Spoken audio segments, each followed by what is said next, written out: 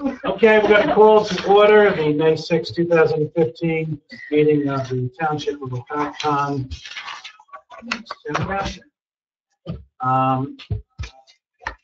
First thing we need to do is take a... Did we motion to exit out? What? I'm doing it. To exit out of executive? Yeah, he's getting there. Motion to enter the executive committee meeting. Motion. Second. Second. All in favor? Aye.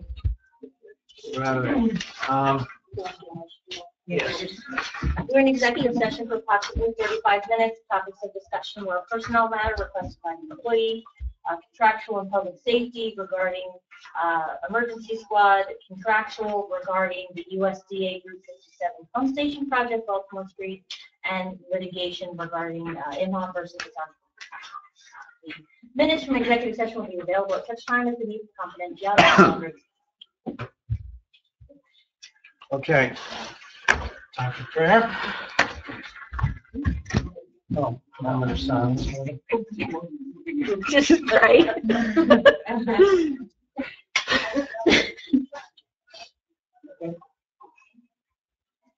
Okay, pledge of allegiance.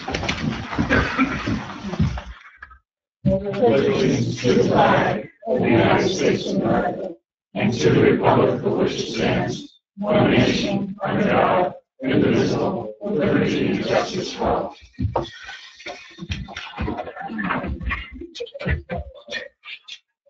Okay, adequate notice of this meeting has been provided indicating the time and place of the meeting in accordance with Chapter 231 of the Public Laws of 1975 by advertising a notice in the Star Gazette and the express times, and by posting a copy on the bulletin board in the municipal building.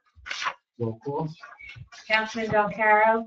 Here. Councilwoman McKay. Here. Councilwoman Schneider. Here. Council President Chesney. Here. Here. Okay, we'll take a motion to enter into public comment, agenda items only. Motion. Second. Second. All in favor? Aye. Okay, public comment is open. Agenda items only. I have a comment. I think we need to table item number 2. We don't have enough information on this yet. I'd also think that it's very important that we rice our tax assessor so that we can have a thorough discussion on the issue. Huh? This is public comment. Yes, and I'm making the comment. But you're not in the public. Motion. You would make that comment when we go for, when we're voting on it. You would make that comment. Yes. No, I think we can do it now if we want to table it, to not discuss it tonight, and set it up for another meeting. I think when Tom brings it, item number 2 up, and when he says questions, comments, you would make that questions, comments. I don't know. I don't think it's tabled. Katrina, I think we can do it when we come to the item, not during public comment, correct? You can do it either. I assume that Maureen did that because if people want to comment on it, if you're not going to talk about it, you don't need to, but it can be done at either at any time. She can just as easily step down off the dais and make a comment in public. So the fact that she did it now may not take away that council normally does or wants to, but I don't think there's anything wrong with doing it. But now or later, she's going to make the comment. Doesn't mean you have to act on what her comment is. You can wait until you get to number 2. Excuse me. It is public comment. It's public, one person at a time. So because she's made her comment, and now when you get to number 2, you can address her comment if you wish. Okay. Ms. Endick? I'll just ask you, Katrina, because you're the lawyer. So what's happening here right now, if it's on the agenda and it was put on the agenda and the public's here and it's on the agenda, if someone wants to make a comment on item number 2, I would believe they still have a right to make the comment about item number 2, correct? Okay, thank you.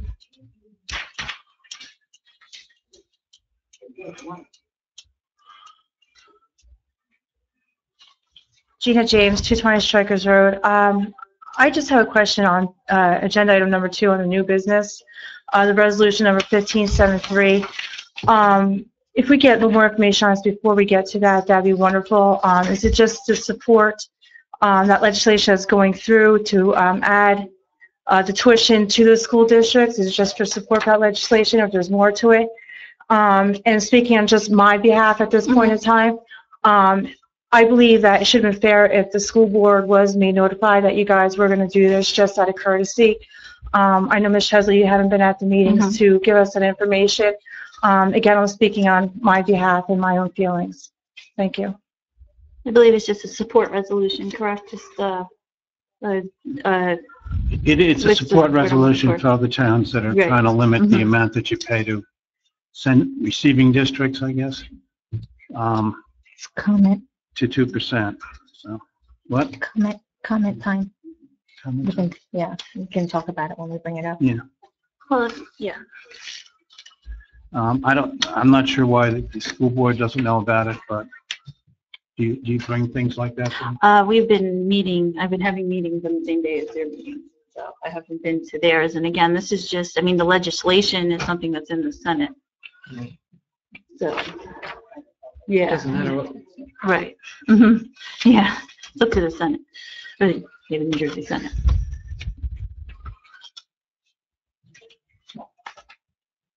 Okay, question on number 8. Did I just say my name? For public comment, Eric Johnson, 361 Stonehenge Drive. The number 8 looks like it's selling the Central States Rescue Pumper on Gov Deals. Is that the same truck we've been talking about for the last 4 months with putting it up to auction? Yes. it's Okay, going to- so we still haven't even moved forward on that yet. We're still, Well, we need to get that resolved, get a resolution on it, then we start on it the next day. okay, but that is, It's already, we've talked to the auction company, they have all the pictures. okay, this is the same thing as going to auction now. Yes. Oh, okay. Thanks.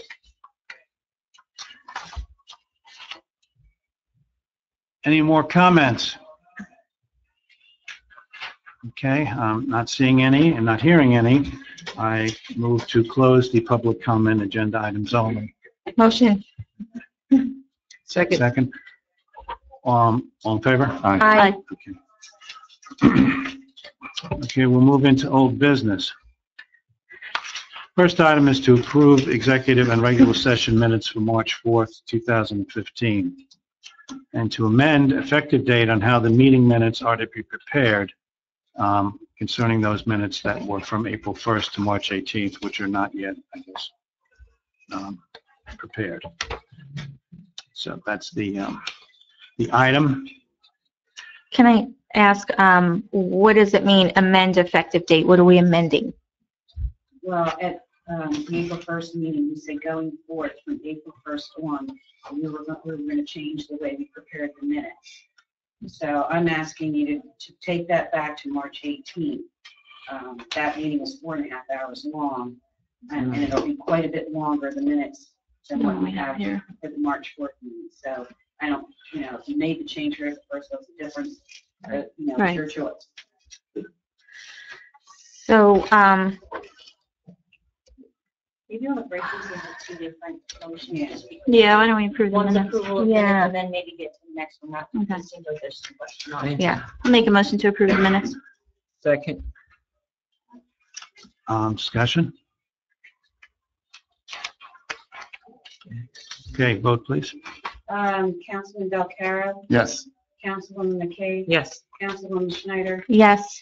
Council President Chesley, Yes. Mayor, okay. Yes. All right, now on the second part, this has arisen out of certain people on the council wanting first to have minutes to be verbatim, then changing their mind and wanting them not to be completely verbatim, but only verbatim, I think, to the extent that the council speaks, but if public people speak, that would be summarized.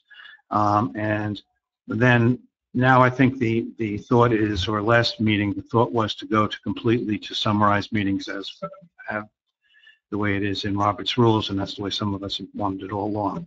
So because of the many changes that occurred there, the minutes have backed up because they are voluminous. I believe the minutes that are not yet typed to 150 pages. The last set was 64, so I'm sure that was me. And that was the reason we didn't want to do that. 2.5 hours longer. Right, exactly. But the problem is, and I don't know how to deal with this, because we were made to have resolutions to do these things, and now we're saying we want to make a resolution not to do the same thing. Well, it wasn't a resolution, it was just a motion. Yeah, it's and your just, policy was never. The policy was never You were formalized. supposed to meet, and you didn't do that, but you Right. did agree to change the way the meeting minutes were Mhm.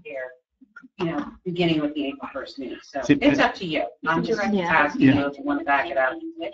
Yes. So. The problem is because this is like this circle now, might be because July. since we don't have the minutes, we can't read what we said we were going to do, and now it gets, All the videos are up. we don't have access to it. No, the videos are up.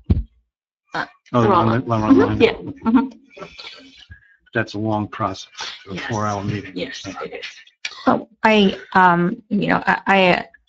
agree from the beginning, from January, when we did want to adopt Robert's rules, this would have helped not only us to go through the minutes to approve them, but it would have helped our clerk in getting the minutes down in a more efficient way, and more use of her time could be better spent in doing the other responsibilities that she has throughout her day. And this is what we were asking for in January, and it just keeps changing. I'd like to just stick with what we approved. We adopted Robert's rules. We should stick to Robert's rules and just leave it at Robert's rules and do the minutes according to that, and not keep changing them month after month as we see fit, because the minutes are too long, our meetings are too long. Things want to be omitted, things don't want to be verbatim. I just wish we would just stick to this, and can we just agree to not change it anymore?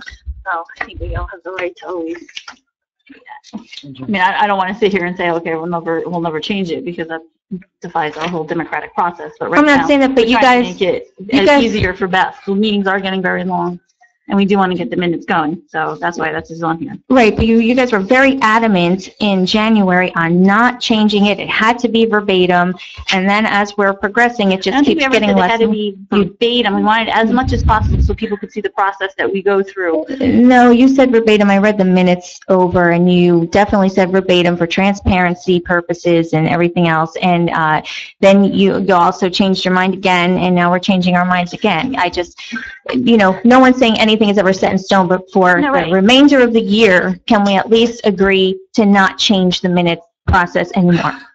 No.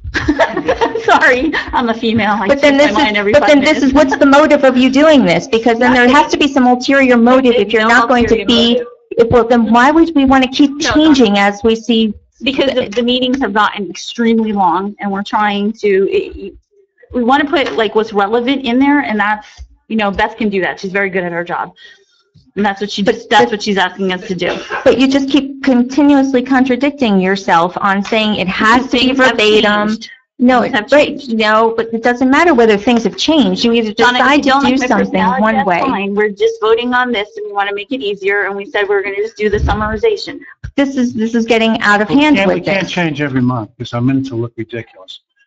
Can we please We vote have to on have- the April 1st to March 18th issue and move on? We have a long agenda tonight. No, because you guys, all you do is you do this Maybe all we the can have time. You shorter change meetings and the it way won't you be do an it issue. because you know you have majority vote and you just change things on your whim. It shouldn't be that way. We should stick to one process and follow it. Let's vote. No, let's not, but I'm not finished.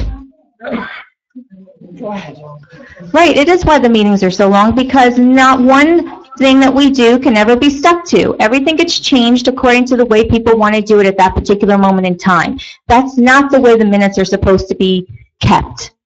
So we need to keep them concise. And if we can't agree for the remainder of the year to keep it that way, then we shouldn't be voting on this. I think the vote is from April 1st to March Going forward. 18th. We're moving it. Right, and then next month, you're going to change it to something else. You're going to go back to verbatim and Okay, but tell everybody that vote on you the want to be table right transparent now is again. April 1st to March 18th. No. We were going to start with April 1st minutes. Beth wants us to back it up. To Yes, start with that's March it. 18th. Let's going deal with forward. that issue.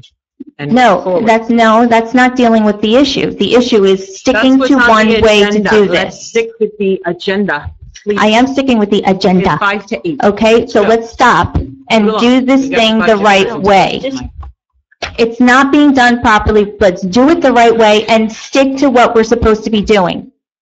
All you do is change your mind constantly on the same matter. And that's why we're here talking about this and why the meetings keep going so long, because you change your mind constantly on this subject. Did we make a motion? What's going on? Comments from the podium. Did we make a motion? Do we have a motion? I'm not sure Do we have a what second? motion you want me to make. Make a motion that we, What you have written here is amend effective date on how meeting minutes ought to be prepared from April 1st to March 18th, but you don't say, Let's vote on that. And I will what is the way the minutes are to be prepared? Beth put this on there. Can you elaborate? Well, you voted at the meeting of April 1st to change the way they were going to be prepared. That, I would give a summarization, be comprehensive, but put the video coinciding number, right. that item, video with the item.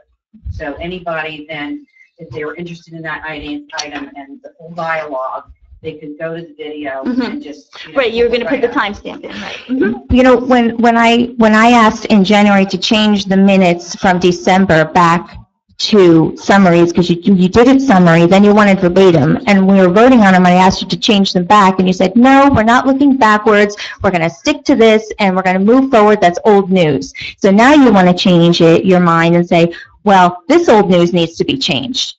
But my old news wouldn't be changed, now this old news needs to be changed. It doesn't matter, it's old news. It's old, they're old meetings. So when you do it this way, we keep changing, you run the risk of, well, I didn't like what I said at that meeting, I look like an ass, so now I have to go back and, let's not make them verbatim, because I don't. So let's not do it for that meeting. The next meeting, well, this one acted foolishly, so let's make them verbatim so they don't look good. And that's not the way it's supposed to be. But you should have one way. I have no problems with anybody seeing anything I said. The videos go up right away. I stand by every word I say every time. We're trying to help the clerk with these 4.5-hour meetings. This is why this is right, on what's the problem with sticking to one process for the remainder of the 8 months that we're here? Because I'm not going to give up my democratic process. Sorry. That's not giving up your democratic process. That's giving, that's called consistency. It's called consistency. Yeah, well, I have the right as an American to do that. Oh, okay, we all have a right as Americans, and I have a right as Americans to change the December 4th meeting minutes back. Go ahead. You wouldn't do it. Now you want to do it for yours. I have no choice but to. Why can't we just stick with one process and say we all agree to it? That's not what's on the agenda right here. It is. What's on the agenda is not Let's follow what the agenda understandable. says. Only for the reason, I want to get going with these I made a meetings. motion. So I'll make much a motion on to this change. plate here Yeah. tonight. Made a motion. Make it. Move it back to The motion March here. 18th. I just want to move Motion on on. the table? To Motion on move the it, table. that's not a motion, move what back? Explain it. She can She start just doing the explained new it. process, starting with the March 18th minutes instead of the April 1st minutes, Going forward. going forward. And that new process is as she just described. it. Yes, that is Okay, correct. that's your motion. All right. That's the motion. Motion's on the Second. table. I second it. All right, Let's move on. the discussion is done, then it's time for a vote. Councilman Belcarro? Yes. Councilwoman McKay? Yes. Councilwoman Schneider? No. Council President Chesler? Yes. Mayor McKay? No, only because we didn't make it a long-term thing.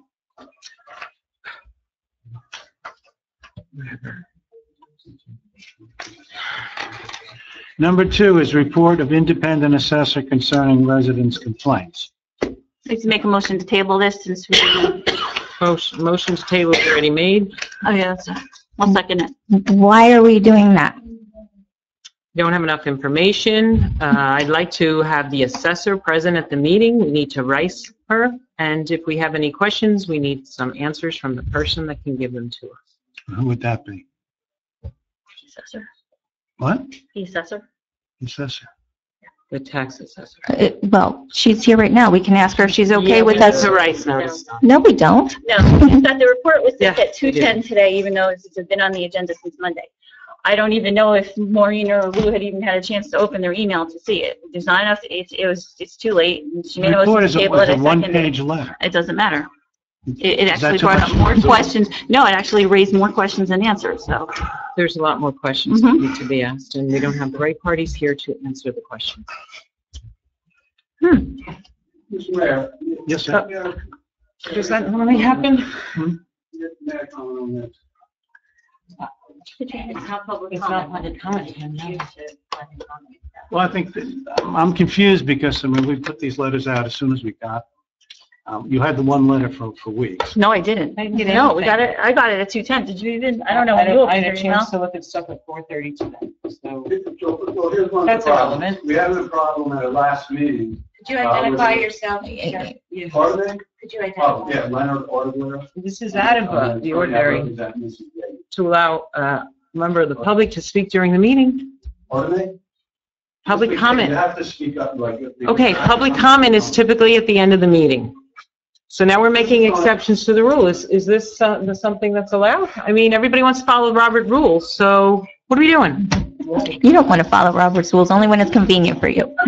Donna, you know, the motion's been tabled, it's been seconded. Again, we're going to talk all night long. We've got a budget meeting to talk about tonight. We've got a presentation. Motion that's allowed in Robert's rules. Here's the problem. It's with the agenda. Here's the with problem. agenda item. Meeting. The Mhm. last time we were here, there were problems with the agendas where 3 were generated.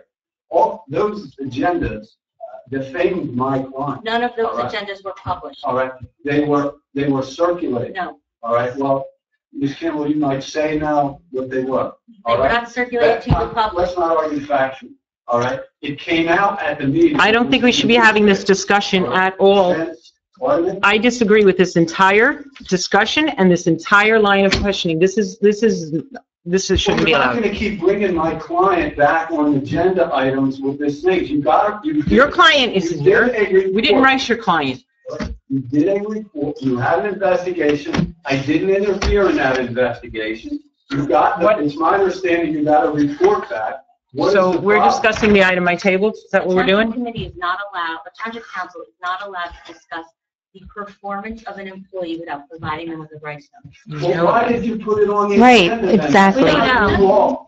All right, then if it wasn't, if that's the point, then why did you put it on the agenda? No again? idea. So now my client, again, is going to be subject to speculation, maybe another big newspaper report that includes all kinds of nasty, untrue, baseless Ms. Carter, allegations. with all due respect, they asked to table it. So if you didn't get up and stand up and start speaking, the motion would have been decided and it may not have been discussed at All right, all well, tonight. Besides the motion now, It's already this decided. should not be happening. We have to vote. It should not- It's not already decided, you just said you wanted Okay, to. this That doesn't mean discussion that's shouldn't be happening. decided. Let's take a vote.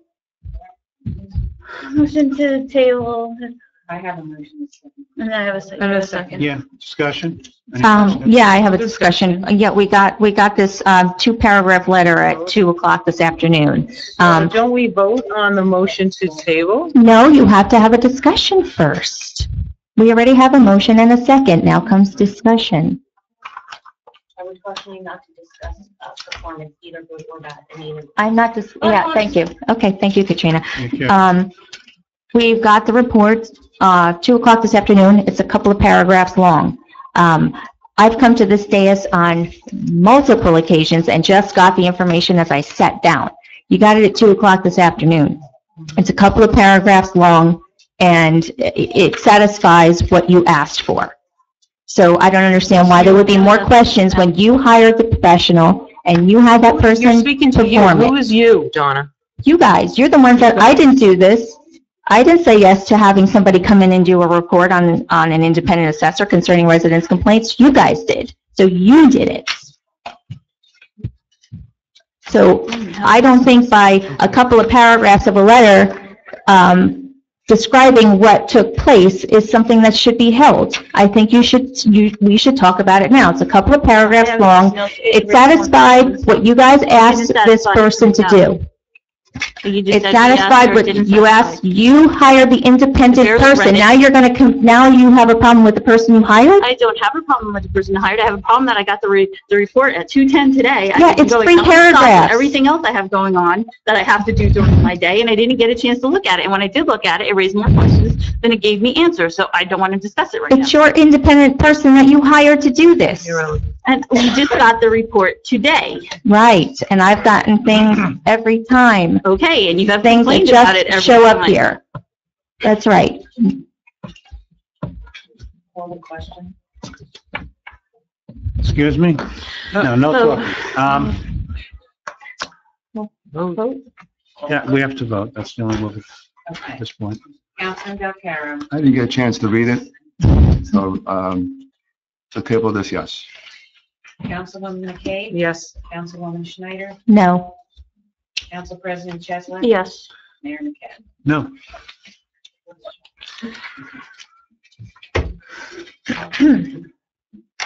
Next, budget.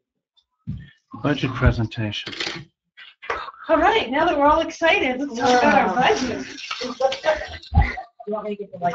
Yeah. Couple seconds, get us warm up. That's okay. Wow. I'm fixed.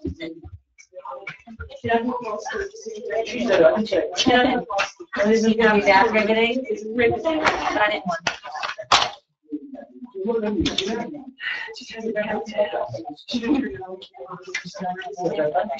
He was walking right here. You can all count down, that would be exciting.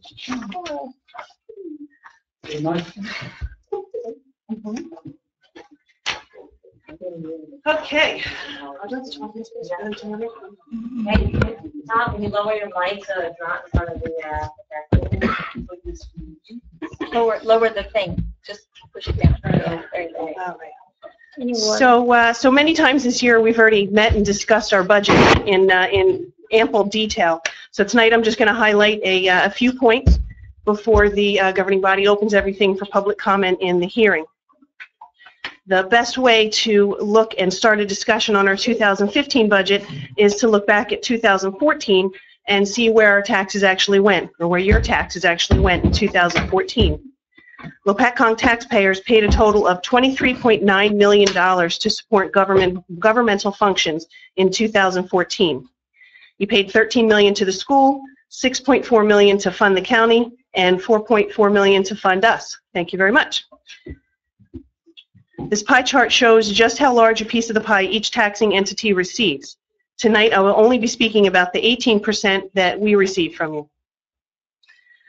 Our total 2015 budget is $7,279,000. The state requires we have a balanced budget, meaning that our anticipated revenues equal our appropriations, or how much we think we need to spend. Starting with our revenues, you can see that taxes make up 72% of all of our revenues. When I say taxes, I mean our 2015 current year taxes, our delinquent taxes from prior years that went unpaid as of the end of last year, our interest on delinquent taxes, and the in lieu of taxes that I just learned about earlier this year. We have about 2% of our revenue that comes from surplus. We spoke in prior months about surplus usage.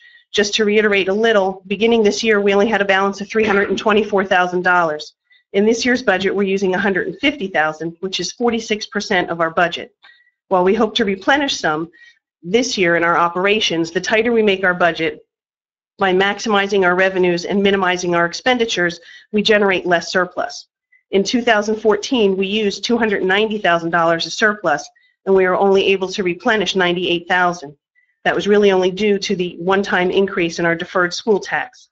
If we operate at a break-even point instead of the deficit that we actually operated at last year, we will end our year with $174,000 in surplus, and that's dangerously low. We are currently working to formulate a specific surplus policy that will set a range of surplus balance that we'd like to maintain. For 2015, it's good that we're only using 2% to offset our tax increases because we don't have enough really to sustain us into the future. 13% of our revenues come from energy tax and cable franchise. Cable fees are paid to us from the local cable provider as a portion of their revenue that's generated in the township. The electric company used to do the same many years ago, but the state in their infinite wisdom decided to take over that collection so it wouldn't be a burden to us on a local level. They then pay it back to us under the guise of state aid, but it's really a local revenue all along, and they very rarely pay back to us the exact amount that they actually collect. We don't receive in Lopatcong Township any true state aid. We anticipate 12% of our revenue to come from our local sources, which, I'm clicking the wrong thing, which are these. This year we're taking $75,000 less from our sewer utility than in prior years. We are planning to reduce our reliance on the sewer utility in the future, and this is the first step towards that. We also anticipate the pool will bring in about $127,000. The repayment of interfunds, $112,000, construction fees, $100,000, and court, both from us and Harmony, at $78,000. We do have a small amount of anticipated grant revenue this year. That makes up a little less than 1% of our actual budget. Grant revenues are equally offset by appropriations on the other side of the budget. Our grant revenue this year comes 100% from recycling tonnage, which can be used to pay for our municipal recycling, education on recycling, and community cleanups. If we look at our 3-year trend for municipal revenues, we can see our increasing reliance on property taxes. Our municipal tax rate in 2013 was 0.43. In 2014, it increased to 0.479. In 2015, we're estimating that it will go up 1.93 cents to 0.498. That gives us an extra $166,000 to help offset our municipal expenses. Keep in mind from the prior table that the amount grouped into the taxes category is not just current year taxes, but it's also delinquent taxes. In 2015, we're anticipating $260,000 more than what we had in 2014. So even though it looks like our 15 is increasing quite a bit, it's not all in current year taxes. Our surplus revenue has a pretty wide variance, as the balance only enables us to offset so much of our tax variations. Our energy and current cable taxes, energy receipts, they've remained pretty stable over the last 3 years, as have our local receipts. Our grant revenue is really small, and we plan on dedicating a little bit more effort in the future to more aggressively pursuing those grants. When we look at our municipal tax rate over the last 10 years, we can see a steady increase. In 2012, the reassessment hit the books, and there was a large spike in our local tax rate. Separating the years prior to the assessment compared to after the assessment, we can see the increase in the local portion of our taxes of 8 cents in the 6 years between 2006 and 2011. Looking at 2012 to 14, the local tax rate increased 10.6 cents just in that 2-year period. As mentioned with the previous slide, this year we anticipate an increase of 1.93 cents, which is well below our recent year increases. The other half of our municipal budget is our expenditures, and this is what every single department that we have looks like, what we're actually spending.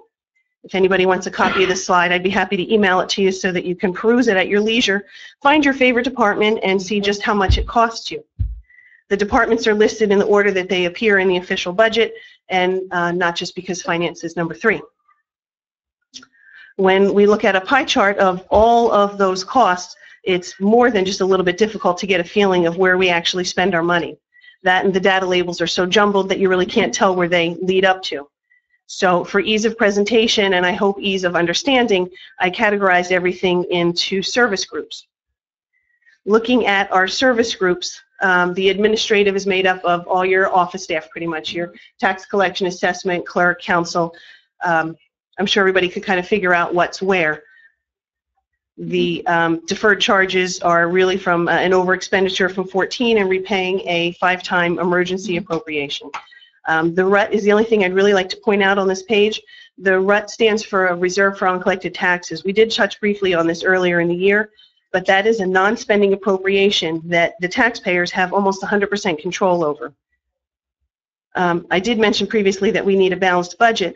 Also in the state of New Jersey, something special is that the municipality collects the taxes for all 3 of the entities, ourselves, the school, and the county. We have to pay the county and the school 100% of their levy, even if we only collect 94% of the total levy, which is pretty much what we did last year. Because of that fact, we're forced to raise more in our municipal budget than we would actually need just to offset those uncollected taxes. In this year's budget, the figure we have to raise is $724,000. That's 8.36 cents of your taxes. If everyone here could encourage their friends, neighbors, and local businesses to pay all of their property taxes before the end of the year, there'd be a really strong possibility that we could have a decrease in the future. In 2013, our RUT was $580,000. In 2014, it went up $67,000 to $647,000. This year, it went up another almost $77,000. So that was almost 1 cent of our 1.93 cent increase is going just for this reserve for uncollected taxes. When we look at a pie chart of our service groups, we can see where each portion of our budget is spent for each type of service. About a third of our budget is spent for public safety, 17% for our property maintenance, and 15% for being an employer. You can see that reserve fund collected tax portion is 10% of our entire budget. When we look at our 3-year appropriation trends, we can get a good picture of where we're moving in our budget. In administrative, we had a one-time increase in 14 that's gone away in 15 and returned us to about a 2013 funding level. Our professional costs are steadily increasing as we have a greater need of our professionals. We have more litigation and labor contracts that happened in 2014. Oh, that's a better color. And we had continuing litigation into 2015. We have also an additional reliance for additional research for our professionals in 2015. Safety is increasing steadily. We have a new PBA contract, and while overtime in our police department are decreasing because of 2 new hires for the police department, we are increasing in our capital investment by purchasing 2 police SUVs. Our property maintenance increased dramatically in 2014, mostly because of capital improvements. And in 2015, we're continuing with the capital improvements, and we also have a new DPW contract. Our utilities are pretty level with no considerable increases or decreases. One happy point I'd like to make is that our employer costs are actually decreasing.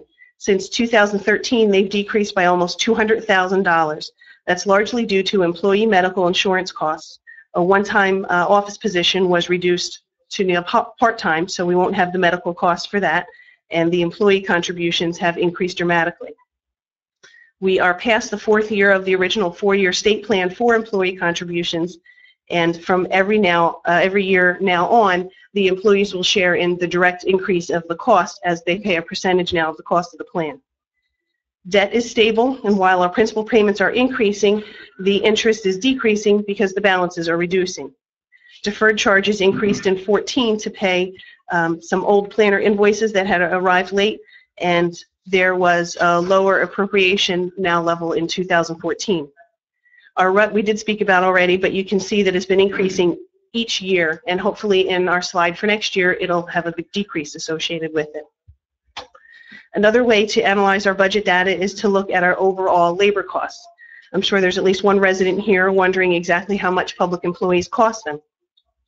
We can look at, if I click the right button, we can look at each employee cost center and see that each line, we have direct salaries and wages of $2.8 million.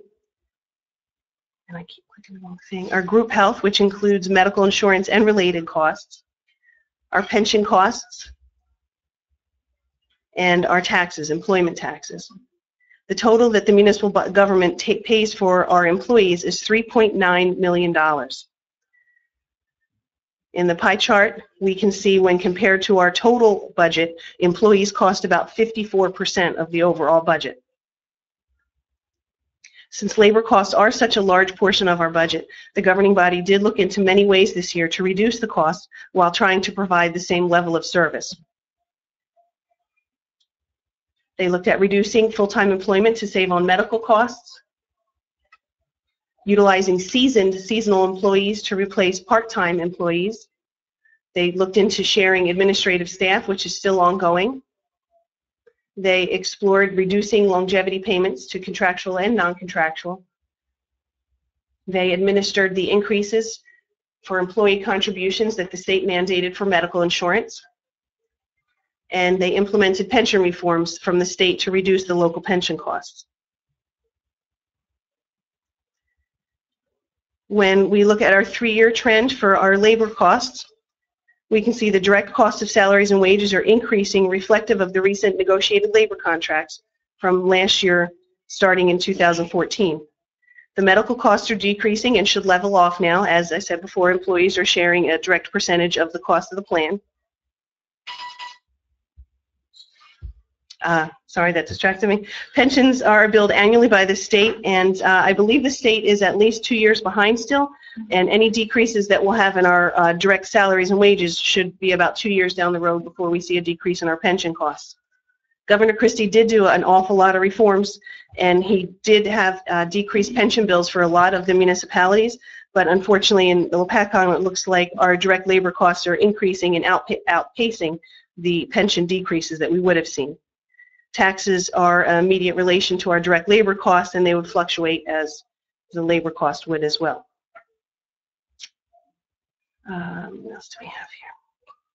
I'm going to take just a very, very brief look at our sewer utility. The utility is really straightforward. Our revenues come and fund 100% of the entire sewer budget. The collection of sewer rents fully supports the entire operational budget for our sewer utility.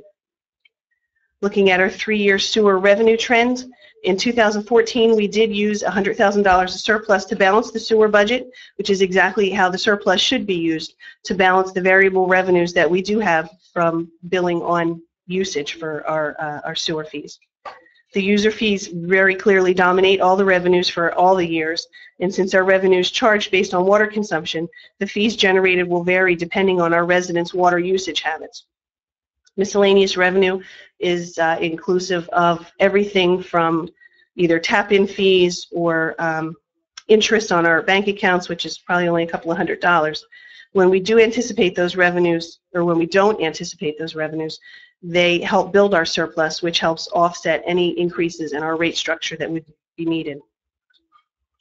The other side of the sewer utility budget is our appropriations. Just like the current fund, we have to have a balanced budget in the state of New Jersey.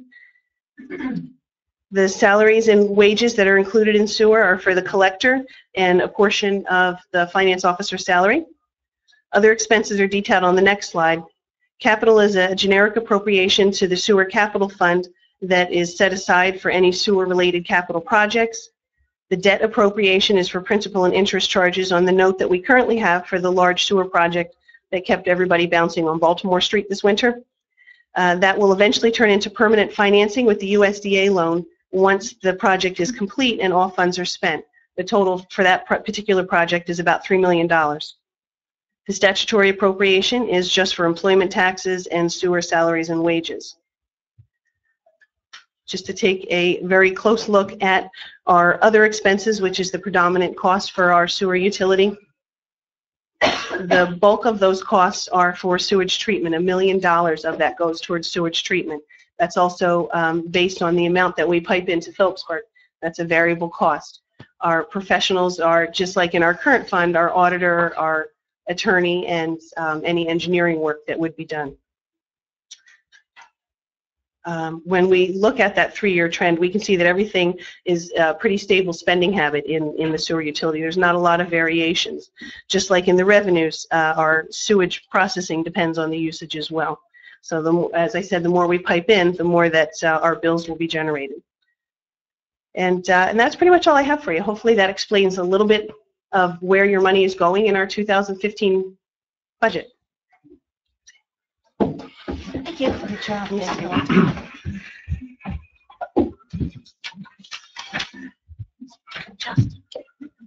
Nice presentation. Very nice. Just trying to shorten it on the fly because the auditor told me to speed it up.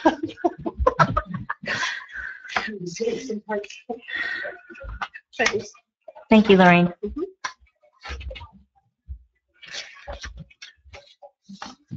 Okay, the next item is the budget hearing.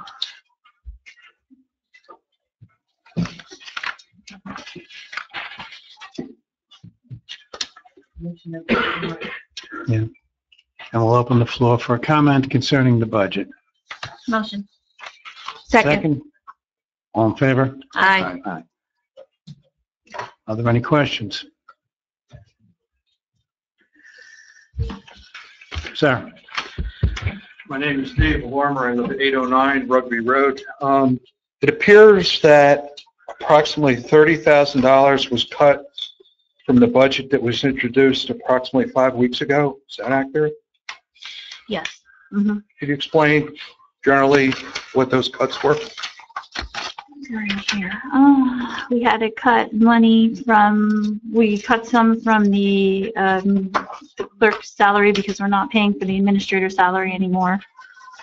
Just doing that free of charge. We also cut, trying to think, we moved part of part of our keyboarding clerk salary over to the sewer budget because the majority of the work that he does, 60% of it is actually done for the sewer, so that we're putting over there. And trying to think what else. So essentially, half of it was the reduction of the administrator salary. And then, yeah, so is that, yeah, 15.6, but we had already paid for a couple months, so I think it came down to like 10. Yeah. We also reduced, because we haven't yet hired a part-time finance clerk, we didn't need that money either. That was $8,000 that was reduced, and we did anticipate a little bit more from the utilities. That's right. There was a discussion or an article in Express Times approximately a month or 5 weeks ago that there was some potential to look at refinancing debt service. Has that been investigated? Is that incorporated in the budget? Obviously not. It's not incorporated, right? But we did pass a motion to have our bond counsel investigate that, so he's currently doing that, and will come back to us with his findings, so that perhaps, it's not gonna hit this budget, but if it works out and it's a good deal for us, it could potentially save us $12,000 to $15,000 a year for the next 10 years, I believe, right? So are most of the bonds callable that you can refinance them? So, yeah, the way it is like, the majority of them are, and some aren't, and it's just, as time goes on, they'll become callable, and it all works out nicely in a plan. The last 10 years of the sewer bonds are callable. It's just 2 or 3 more years that are not. But as we go on, they'll become callable, so they can be worked into the package. Okay, thank you. No, they'll be callable when we refinance. That's how you refinance it. Okay.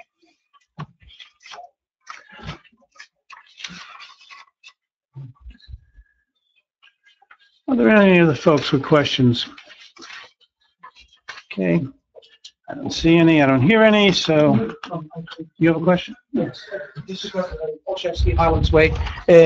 Lorraine mentioned we are purchasing 2 new SUVs. I was unaware that that is police SUVs. I was unaware that that is happening or has been discussed or have been presented or. That was in the budget. Huh? It's been in the budget. So that is in the budget It's in the for. capital. But there's no actual vote to actually purchase these. You have to move the money. Yeah, you have to do you have to move the money The out of SUVs capital. they have are about 12 years old, I think. So it's. And Mr. Oshowski, if it helps, I think we discussed this last year. The, last year they put in the budget, I think maybe some raises, and then the question was, or giving them raises, and I think we explained that it's being put into the budget. That doesn't mean it's going to actually be spent. So in this case, it sounds like, and I don't know, and tell me if I'm wrong, but it's being put into the budget. I think they're anticipating buying 2 new police cars, but until they will come back here and they will go through the process to purchase them. It's just being put in the budget. I think what was said is we are purchasing you 2 new SUVs. I think that's what was said. And we're in a leasing program with these vehicles. Okay, thank you.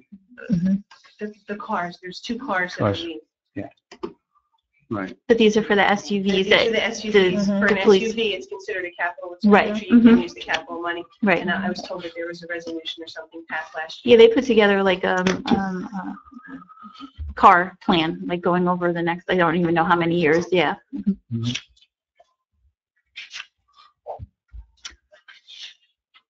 Okay, a motion that we close the budget hearing. Motion. Need a second? Second. All in favor? Aye. Okay. The next item is Resolution 1571 to amend the budget. Do I have that in my notes here?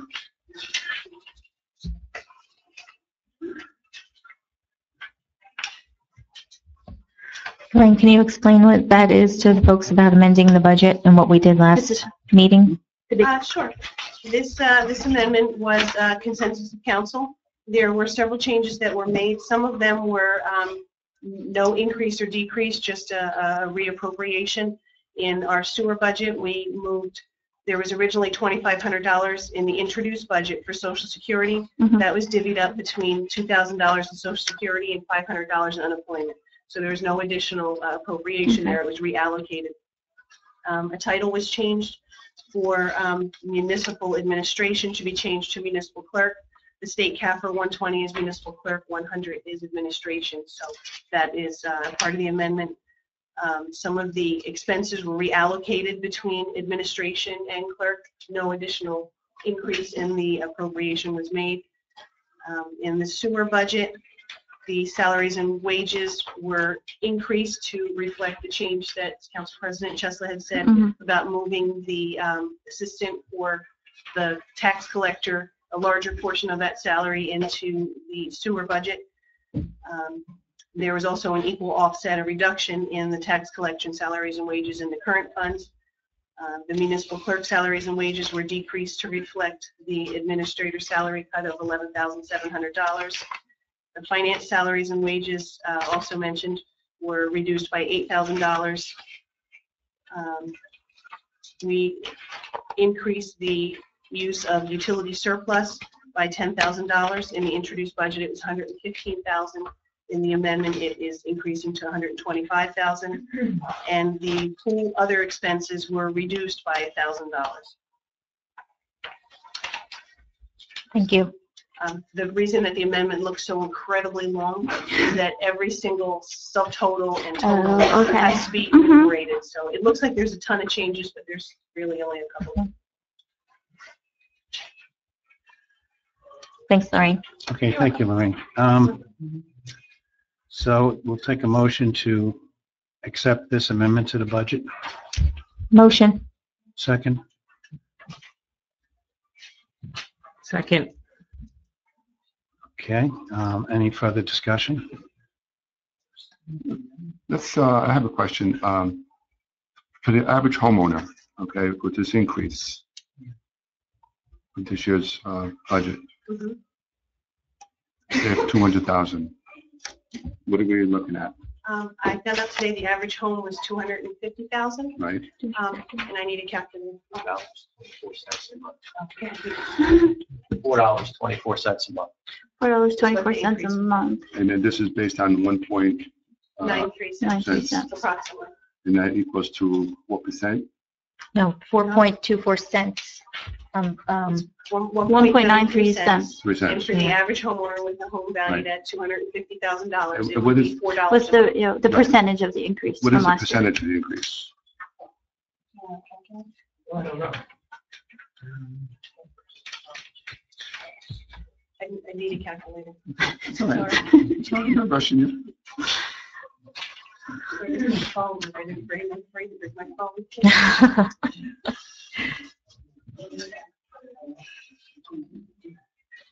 Thank you very much to our auditor, Dave Evans, for whipping out his phone and calculating that percentage. Should my computer turn on? 4.5%. 4.5%. Okay. Increase. Yes, a 4.5% increase over last year. What I- Yeah. okay. This is what, okay, this is since we're in discussion topic, this is what I like to say. I mean, it's awesome that with the auditor and yourself, able to bring, to work these numbers out and to come up with this, less than 2 cents increase in taxes. But what I would like to do, okay, is I want to shave a little more off that. And I think, and I believe, I know we can do it from capital. In capital, I think we have, it's allocated for 330,000, okay, which is an increase from 250,000. Last year you had 330 as well, which is allocated differently. We had the money for the street, but we don't have a street that we're doing this year. Okay. So we had 250 in the capital improvement fund, and this year we have 330. Right. What I would like to do is, I know we can shave it, okay, because I want to save the taxpayers, because we have to be cognizant. Let me back up a little bit. Do you know what the county tax is going to be this year? No, Okay. I won't know that until the rate is struck. What is the increase in education this year? Do you know School that? tax? No, Yes. no, I focus solely on the Okay. the amount of Right. money. Okay. The that's fair. school is going up a little over 2%. It comes out on the average homeowner, it came out to, I think, like $119 for the average homeowner. Okay. 119 A per year. year. Yeah. Mhm. On that And we don't know what the county is going to be, I don't. correct? Anybody? I don't know the rate. I do know their budget is higher than last year, but they have to calculate out the rate. Okay. Yeah, the county has to do theirs. what I'd like to see, and I hope we can agree, that I like to shave off on the capital end. Maybe bring it down to 1 penny. Okay, so what would you like to cut out of capital? I know Police SUVs, that's 75,000, that's a little less than a cent. The cent is about 86,000. there was, I think, a line item in there for miscellaneous, 50,000. No, there was no miscellaneous line item in capital for 50,000. There is a contribution to the capital improvement fund that's traditionally used for your down payments and small capital projects. I think we had 55 for DPW, 50 for capital, 75 for SUVs, and 150 for miscellaneous road. For road paving. Yeah, I think it would be very dangerous to do that. I mean, DPW is going to need more trucks. We're down 2 trucks right now, yeah. Okay, how much was the truck? We have 55 set aside for the truck, for a truck purchase. Right, and I know we lost a truck in that sinkhole this year. Mhm. And I know the mayor's working on moving forward and recouping that truck from Aqua. Okay, so Right. I'd like to see some shaved off the road work. I know in the last meeting I agreed that we need some patching around town, but I would like to save every penny as much as we can for the citizens this year. I know the past couple of years the increase is Been bad. much higher, but I think we could do a little bit better. The goal is, to keep it down to 1-2%. I've always said that along. Right now, we're just over 4% increase. Mhm. So if we could bring it down to 2%, that's, I think that's livable. I think people can accept that. If we have some kind of increase, 1 to 2% a year, sustained, I think that's manageable instead of having spikes. So let's see between now and the next month if we can shave a little more off. Try to bring it closer to a penny. All right, just so everyone's aware of what the calendar would be then. So we'd have this amendment then would fall. You'd have another amendment introduced at the June meeting. You could have the public hearing for the amendment at the July meeting. And then you could potentially adopt your budget in July, the 7th month of the year. Okay. So that puts us way back. And I'm concerned if we do not start to rebuild our capital and surplus type accounts because we don't have anything there. So if a large catastrophe or even a small one were to befall us, Right. we're going to the capital markets and borrow more money. Right. No, I understand the risk there. But I think if we're going to shave anything off, I think we can work with the capital. What are you saying? So like 50? I'd like to revisit that, okay? And let's look at Could you that. come up with what you want to do Yes. tonight? And is that possible to? Can we amend the amendment? After it's been introduced? Well, we can introduce it as amended. Okay. All right, so if you could decide what you would like to cut tonight, then, Can I ask why this is being done now at the last minute when we've had a couple of months to look through this budget and to sit with Lorraine and to know the numbers? Can I ask why now when we're sitting here, when you had ample time to go through this and now you're deciding to make a cut? And I hate to say, but election's coming up. And last year it was a yes to the budget. The year before it was a yes to the budget, no questions asked. Now, all of a sudden, we're lowering numbers at the last minute when you had all this time to sit with the CFO and make these changes. Well, these numbers were increased, though, this year. Yeah, I mean, So, that capital number had been 250, and then it went up to 330 the day before we Yeah. introduced the budget. that's- So we were working off a budget with a capital of Of 250 $250 the entire time. The timing is not a question. It's always time to needs talk to be about it. looked at, even at the 11th hour. So I don't see a problem with that. To bring the why now, it's why not. Right. I mean, Exactly. even in June, if you find something, why not bring it up? So that's the real question. Again, yes, I did. I do support building a surplus, but I have always been supportive that to maintain a 1 to 2% increase a year. So right now we're looking at 4.5 the way it is. So if we could lower that by 1 penny, we're dropping that half of that, 50% would be 2%. So if we could stay in that range, And this budget. I'd like to revisit this, okay? And just sit down with you, maybe just go over a couple of things. okay, so you don't want to make a decision tonight. No, Unless you want to do it decision now. tonight. I mean, if you wanted to make a motion to amend it, I don't know. I mean, it's up to you, Lou. I mean, You can amend your. That's fine, we can do that, right? And then we can amend just whatever we shave off, whatever we decide from where. But just, again, I want to see if we can just bring it down just a penny, if we could. Maybe we can, Bring it down a penny or bring it down? We'll just try to 1 bring it penny? down. Bring it down to 1 penny. Okay, Yeah. so you're looking at 90-something thousand between dollars. 75 and Yeah, $80,000. 75, 80,000, anything in that range, Okay, okay, if we could. okay. I'm sorry, I feel like we're going in circles. Yeah, are we doing Do you want to make tonight a or? decision tonight, what to cut? No, I don't want to make a decision what to cut, because I want to sit down with you, Okay, okay? all right. But so you're going to sit down with Lorraine on, there's 4 items in capital, correct? Yeah, just in capital. And we don't know whether that truck money is going to be recouped, that Well- the mayor would be successful in doing that. Well, we have to fight against Aqua, and, I anticipate to get paid from Aqua for a new truck. So we should not rest until we get paid from Aqua. So I'm banking that we get a new truck from Aqua. Right. And you do know the repairs aren't just a couple of repairs here and there on the roads. You do know they're in The roads disrepair. are in dire need of repair, and these programs have to go forward, Right. everything crumbles. The same thing, the aware of taxpayers' that. driveways are in need of repair badly. You And know, the we're taxpayers trying have to do that. This is the biggest budget in the history of Lopatcong this year. It's $7.3 million. And then even if you get rid of, the rut, which I know the rut was a little higher because we did have a huge uncollected bill last year for one insured, we're still at the highest budget ever, 6.5 million.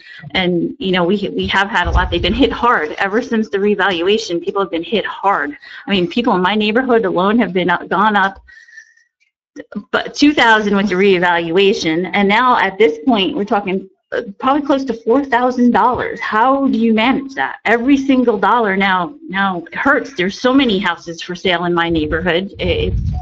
I just think if you cut a little bit off, because you still have, if you got 330, and I don't know where Lou wants to go with this, even if you cut 50 just to bring it down to 280, it's something, and it shows that, okay, yeah, we're trying to give you back just a little. Maybe it doesn't, at the end of the day, if you want to argue the numbers, maybe it's not huge, but at the same time, you're showing them, we're listening to you, and we're trying, and I think we can live within that.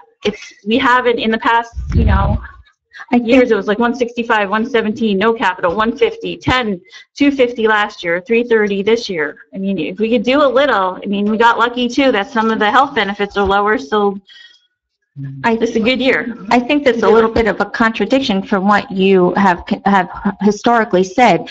In February, you sat here and said, when I open my tax bill, I'm shocked that my taxes are so low. And I keep saying that they should raise my taxes or they're going to be in trouble, and I they said that are. over the years, that they didn't raise it appropriately. They should have raised it, like you said, the 1 to 2% every year, and they weren't doing it then. Compared to other towns, my taxes are low. I get that. But every single year, and I'm talking, and you live in our neighborhood, it went up tremendously. And a lot of people are really struggling. So if we can just help a little. But then you bought a $500,000 fire truck with our money. Right. And you were okay with that when we could have probably bought a brand new fire truck for about $120,000. But you went ahead and bought the Cadillac of all fire trucks. And you were okay with that. We saved $200,000 on that fire truck. 120,000 from No, you saved because it was a floor model loaded with all the bells and whistles. You could have got a just as good of a fire truck for a third of the cost, but you did that. I disagree. For this year's capital then, are you looking at cutting the road improvements since that's the largest capital appropriation? A little bit from, in capital only, just a little bit, maybe from each section. Okay, so We'll take a look at it, road work. But we don't want to postpone this anymore. We have to amend it We're anyway already, for next month, so Yeah, why are we rushing you tonight? could amend the amendment Yes, tonight. yes. We can amend the Still amendment. have the public hearing at the next meeting in June. Right. You could still adopt the budget in June. Right. You just have to decide what. Like how much you want to pull out. And how are we all going to decide that? You're going to bring it to the next meeting, and we're going to have the same discussion we're having now at the next Yeah, meeting? If we bring it to the next meeting, then you're looking at July. now we'll have to have an emergency meeting to do You do this. one of two things. I think we have to have an emergency meeting in 2 weeks. We have the 40. That's fine, because I actually, What, you don't want to have an emergency meeting? I mean, we have to get the budget passed. By July, right? And everyone's had the opportunity to look at No, this thing we're for not by months. July. And now you're last minute grandstanding here. Let's amend this tonight, okay, with the added amendment in June, and discussion and voted in June. Okay, then we would just push off the amendment from tonight and have one amendment in June. Okay. So Well, then nothing, we can't. we don't have a budget, Then we don't have a budget. Then you have to Right. do a I temporary no budget. meeting in 2 weeks. right? Don't we have to do a temporary budget then? You have to do a temporary budget anyway. What? One anyway. Another 112 What? resolution. You have to do it anyways. Mhm. To do one. You have to do a temporary budget anyways. It should have been done last month too. Yeah, you can do the amendment tonight. Right. The second amendment in June. Can we just? I don't think it's public comment. It's not. No, not at this point. What I would recommend council do at this point is vote on your amendment, unless you're ready to change it tonight.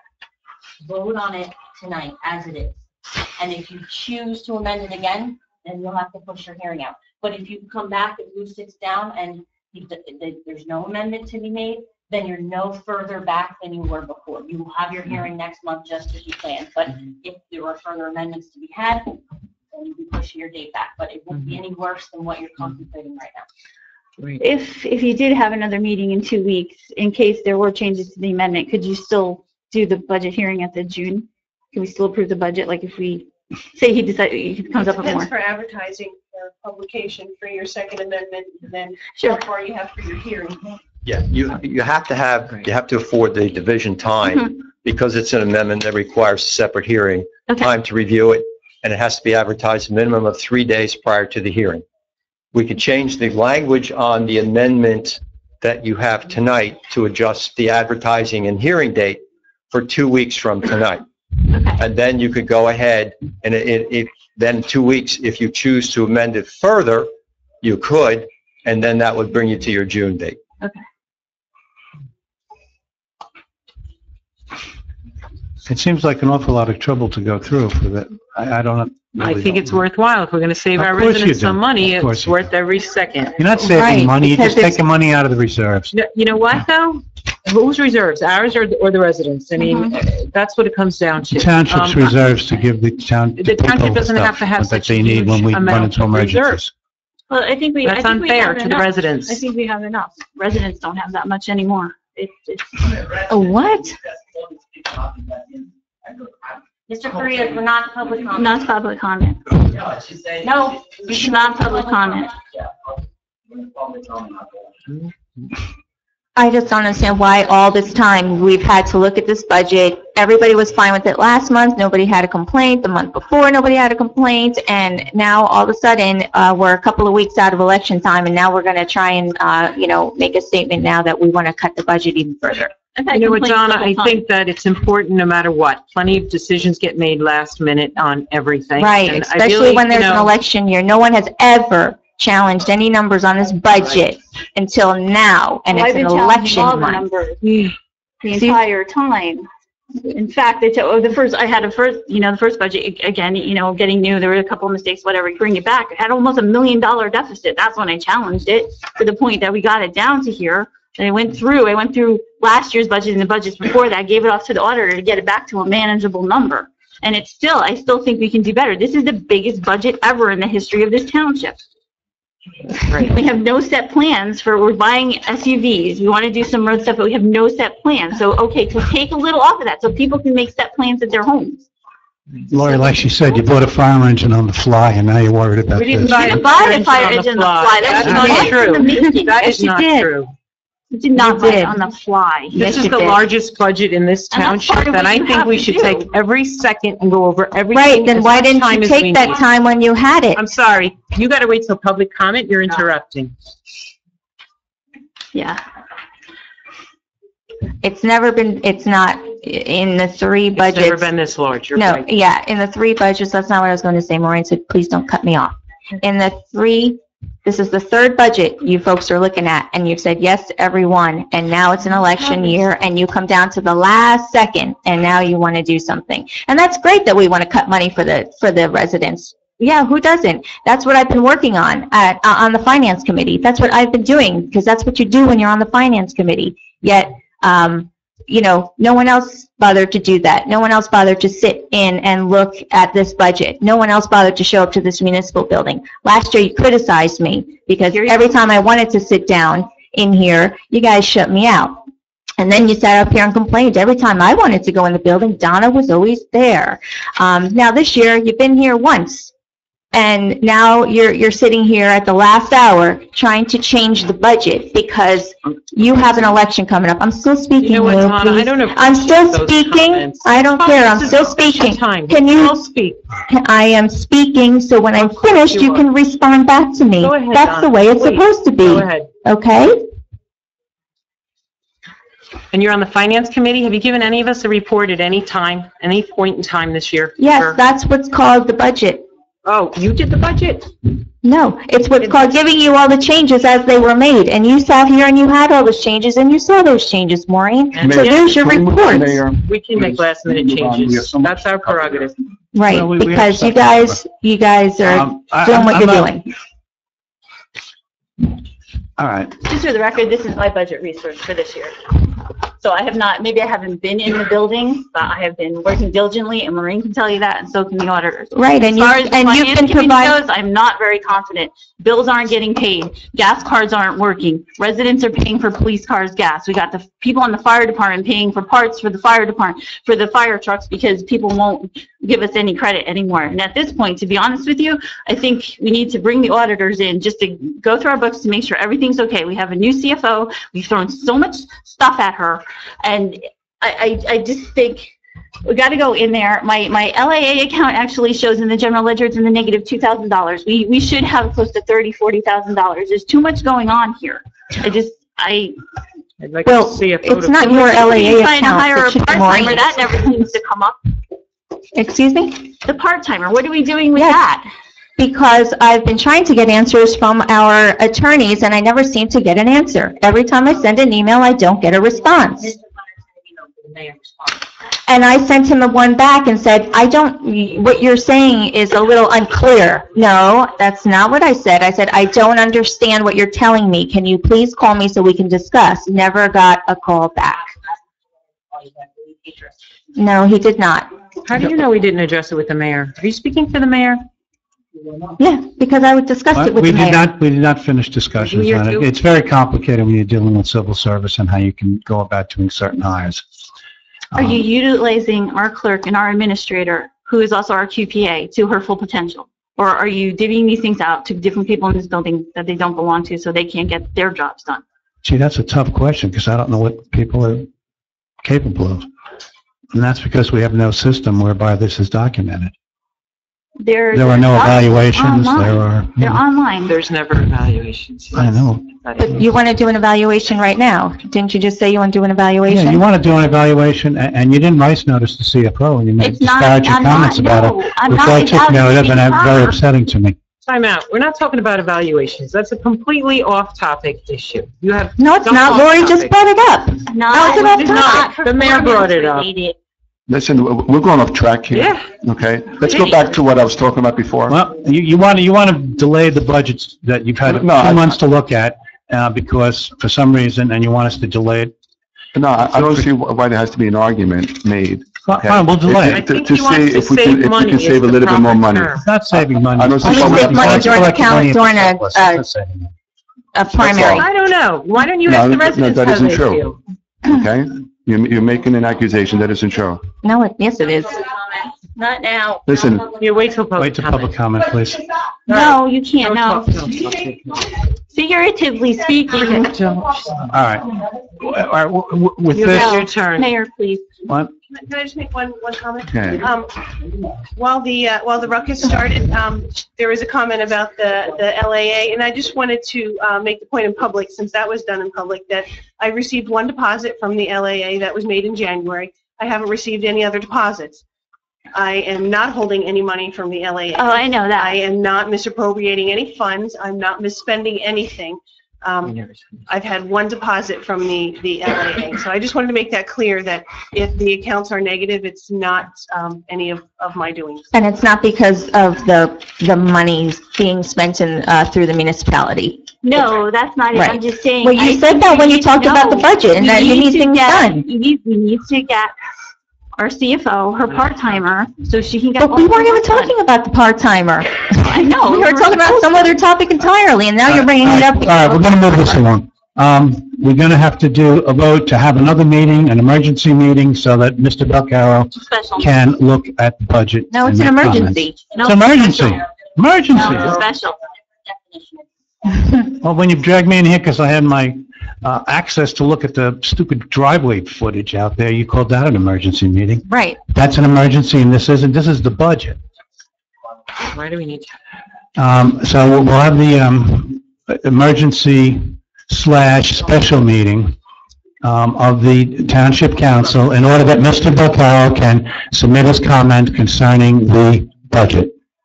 And that's all it's going to be about, with a short little meeting. Exactly. Let me ask you a question. What? Would you agree, let's cut 50,000 from road? Okay, we can end this right now. Mm-hmm. Okay? 50,000 from road. All right? From road paving? Yes. Okay. And another 25,000 from police cars. For this year. The $75,000. If we agree to that, we'll settle. That's 75. That turns us down to what? We need a first and a second on the motion as amended. You take 50 from roads and 25 from capital, then you can still get the cars. I don't know. I'm not comfortable making this rush decision. If we have 2 weeks, why don't we wait? Sure. Right? From road, 25. What do you think? Why rush this? And have a meeting. You know, I get Lou wants to reduce, and I agree, but if we're going to have a meeting anyway in 2 weeks, then why do we need to rush that? We won't have the meeting. If we can do it now, we can amend the amendment. They'll just change the numbers on that and send it through with the new numbers on it. We just need a first and a second on that. Yes. All right. So if we agree to, Mr. Belcaro makes a motion to reduce the road capital by $40,000 and the... We said 50. 50. Oh, 50. I said 50. Right. Are you on sign it? 50, I'm And sorry. 25 from police vehicles. And 25 from the police vehicles. So total 75,000. All right. And then that would be, we need a second on that. Do I have a second? Second. Then I will ask for any further discussion. Now, by reducing 70,000, what does that bring us down to now? From 1.9 We were at 1.93, so it would be very close. to 1 penny? Yeah. 1 penny is 86,595 based on. Okay, so it'll be close to 1 penny. 1.2 or something. yeah. So capital would be 265? I'm sorry. Capital would be 265? Am I doing that right? Yes. I have to go by the individual line items. but Okay. I believe so. This isn't the first time, Lou, you've heard about this 1.93 cent increase, correct? I'm waiting for we have a second, I'm waiting for I'm still discussion. discussion. All Yeah. right, second.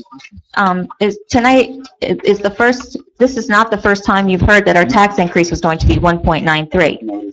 Right. So how come you didn't do this via email to us folks?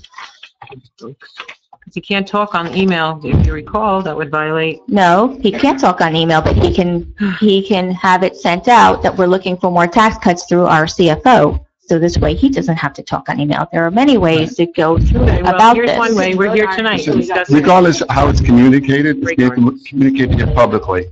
That's all. I think part of the Of course it is. problem is at the last meeting, we didn't have anything in front of us. I know, it was late, we had nothing in front of us, and I don't even know if half of us knew what we were talking about at that point. Let's go roll call.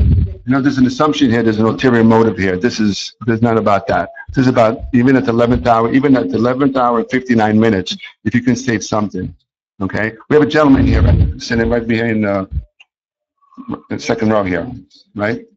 We had a complaint last month. You're on fixed income, and you're not alone in this town, okay? So what we're trying to do is do the best we can. That's all we can do. Yep, and that would have been great. We all would have been agreeable to that, but you know, we chose All not to right. do it. Well, I don't see why we have to argue about saying. Call the roll call. Because it's politicking. Councilman Yes. Councilwoman McCabe, Yes. Councilwoman Snyder, Yes. Council President Chesney. Yes. Mayor McKinney. Yes. Okay, next item. So we're not going to have a meeting in 2 weeks. folks. No, I don't want one. All right.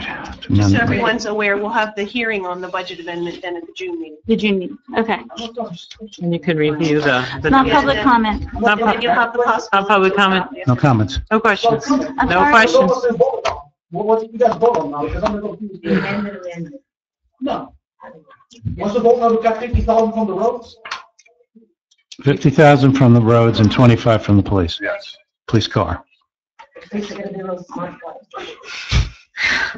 You got to go tell the chief he's got to go to the used car lot first. I'm not telling him.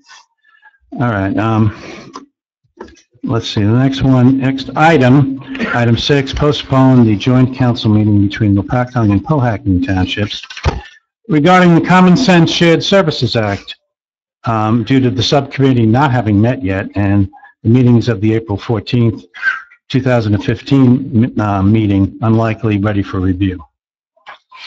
So that's the next item. I should say that I've spoken to the mayor over there, and he's decided that we should postpone it, and he will be getting back his subcommittee members, which are 2, will be getting back to the subcommittee members we have here 2 in order to set up a meeting to begin the process of arranging for the joint meeting, which will happen sometime in the future. Okay, so. So do we need to vote on it since it's been, well, I guess because we It's been advertised said it already, yesterday, right? yeah, last So- month. Okay, Okay. yeah. So It's on the website. we will put, the vote will be that the meeting is being postponed until such time as the subcommittee can meet. Well, now, does all of Pohat have to vote Yes, it is. on that? So they haven't voted yet on that issue, have they? I don't know. So we still have a choice to vote here. Yeah, you can vote Right. whatever you want. Well, I think shared services, I mean, it was just in Lorraine's budget presentation. That's one of our important ways of trying to reduce costs, and which then therefore affects our budget. I don't think we should delay anything. It's already been delayed, the mayor's No, delayed it it. hasn't. I just asked Well- that. Just because the mayor said that, he didn't have a vote from his council. You So, will have- and having a meeting of the committee, that wasn't prerequisite. Yes, it Yes, was. it was. No, it wasn't. What was Yes, the it was. prerequisite was to get numbers from Lorraine, which we received the Friday after that meeting, like she said she would give us. We received them already. So, Look, We without don't have the minutes, I'm not sure, but but without what minutes, we both thought was we were going to have the There. subcommittee. I don't remember every little detail. It goes back and forth so much. There are many people who are not exactly reasonable in the way they do things, and, you know, it's hard to follow things. So, I don't know. I think what we're voting on here is to postpone the meeting that the mayor of Powhatan and I discussed previously tonight. We talked about it because there's too many things going on, and it's better to start this at the subcommittee level and to discuss it out before it comes before both full committees again. So I'm going to make a motion that the meeting be so postponed. Do I have a second? Second. Is there any discussion? yeah, I disagree with postponing that meeting. You and the mayor have discussed it, but he hasn't taken a vote with his council, just like you haven't either. And again, there's no minutes from that meeting. It was an initial discussion. We discussed what positions, and we needed the numbers. That's There are it. minutes, they're not prepared yet. The next meeting was to get the numbers and to decide what positions to move forward to help save the township and the residents money. So by delaying it, I don't think that's appropriate action. Okay. Roll call, please. Councilman Belcarra. I understand that the two mayors spoke and they agreed to cancel this meeting, but to be fair to the other council members in Powhat, I'm not sure what their thought process on this is. All right, so my suggestion is to table this, not even have a vote on it right now. I want to know what the council members in Powhat are thinking right now. Well, we need to do it now because the meeting is before our next council meeting.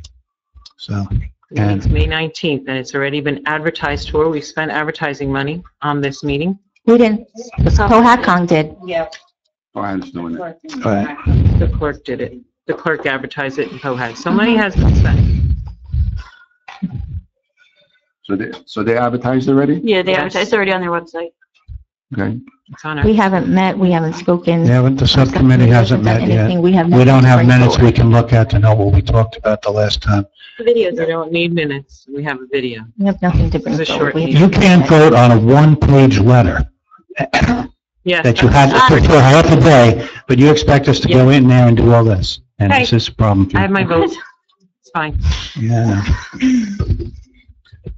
We're not ready. just keep on. We have a vote moving, right? I don't know think what if it's it's been paid, if it's been advertised already, we have to move on with that meeting. But the other mayor already They probably agreed. canceled it already.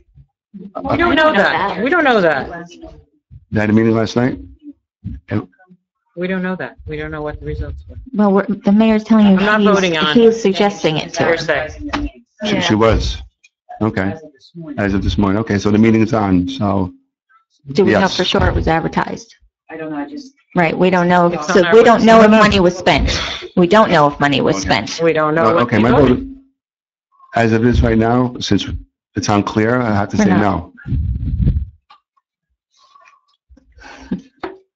Councilwoman McKay, I'm voting no that we don't cancel it. Councilwoman Schneider, Yes to canceling. Council President Chesler. no, Yes. Okay, now we'll have a meeting, a useless meeting, because we're just gonna Saving do things the like that. residents' money is not useless. Only if you're prepared and ready to present the things and you know all your facts and figures, which we don't. We have But our that's all figures. right. Do We it already your got way. it in an email. Do it your way. You got the votes.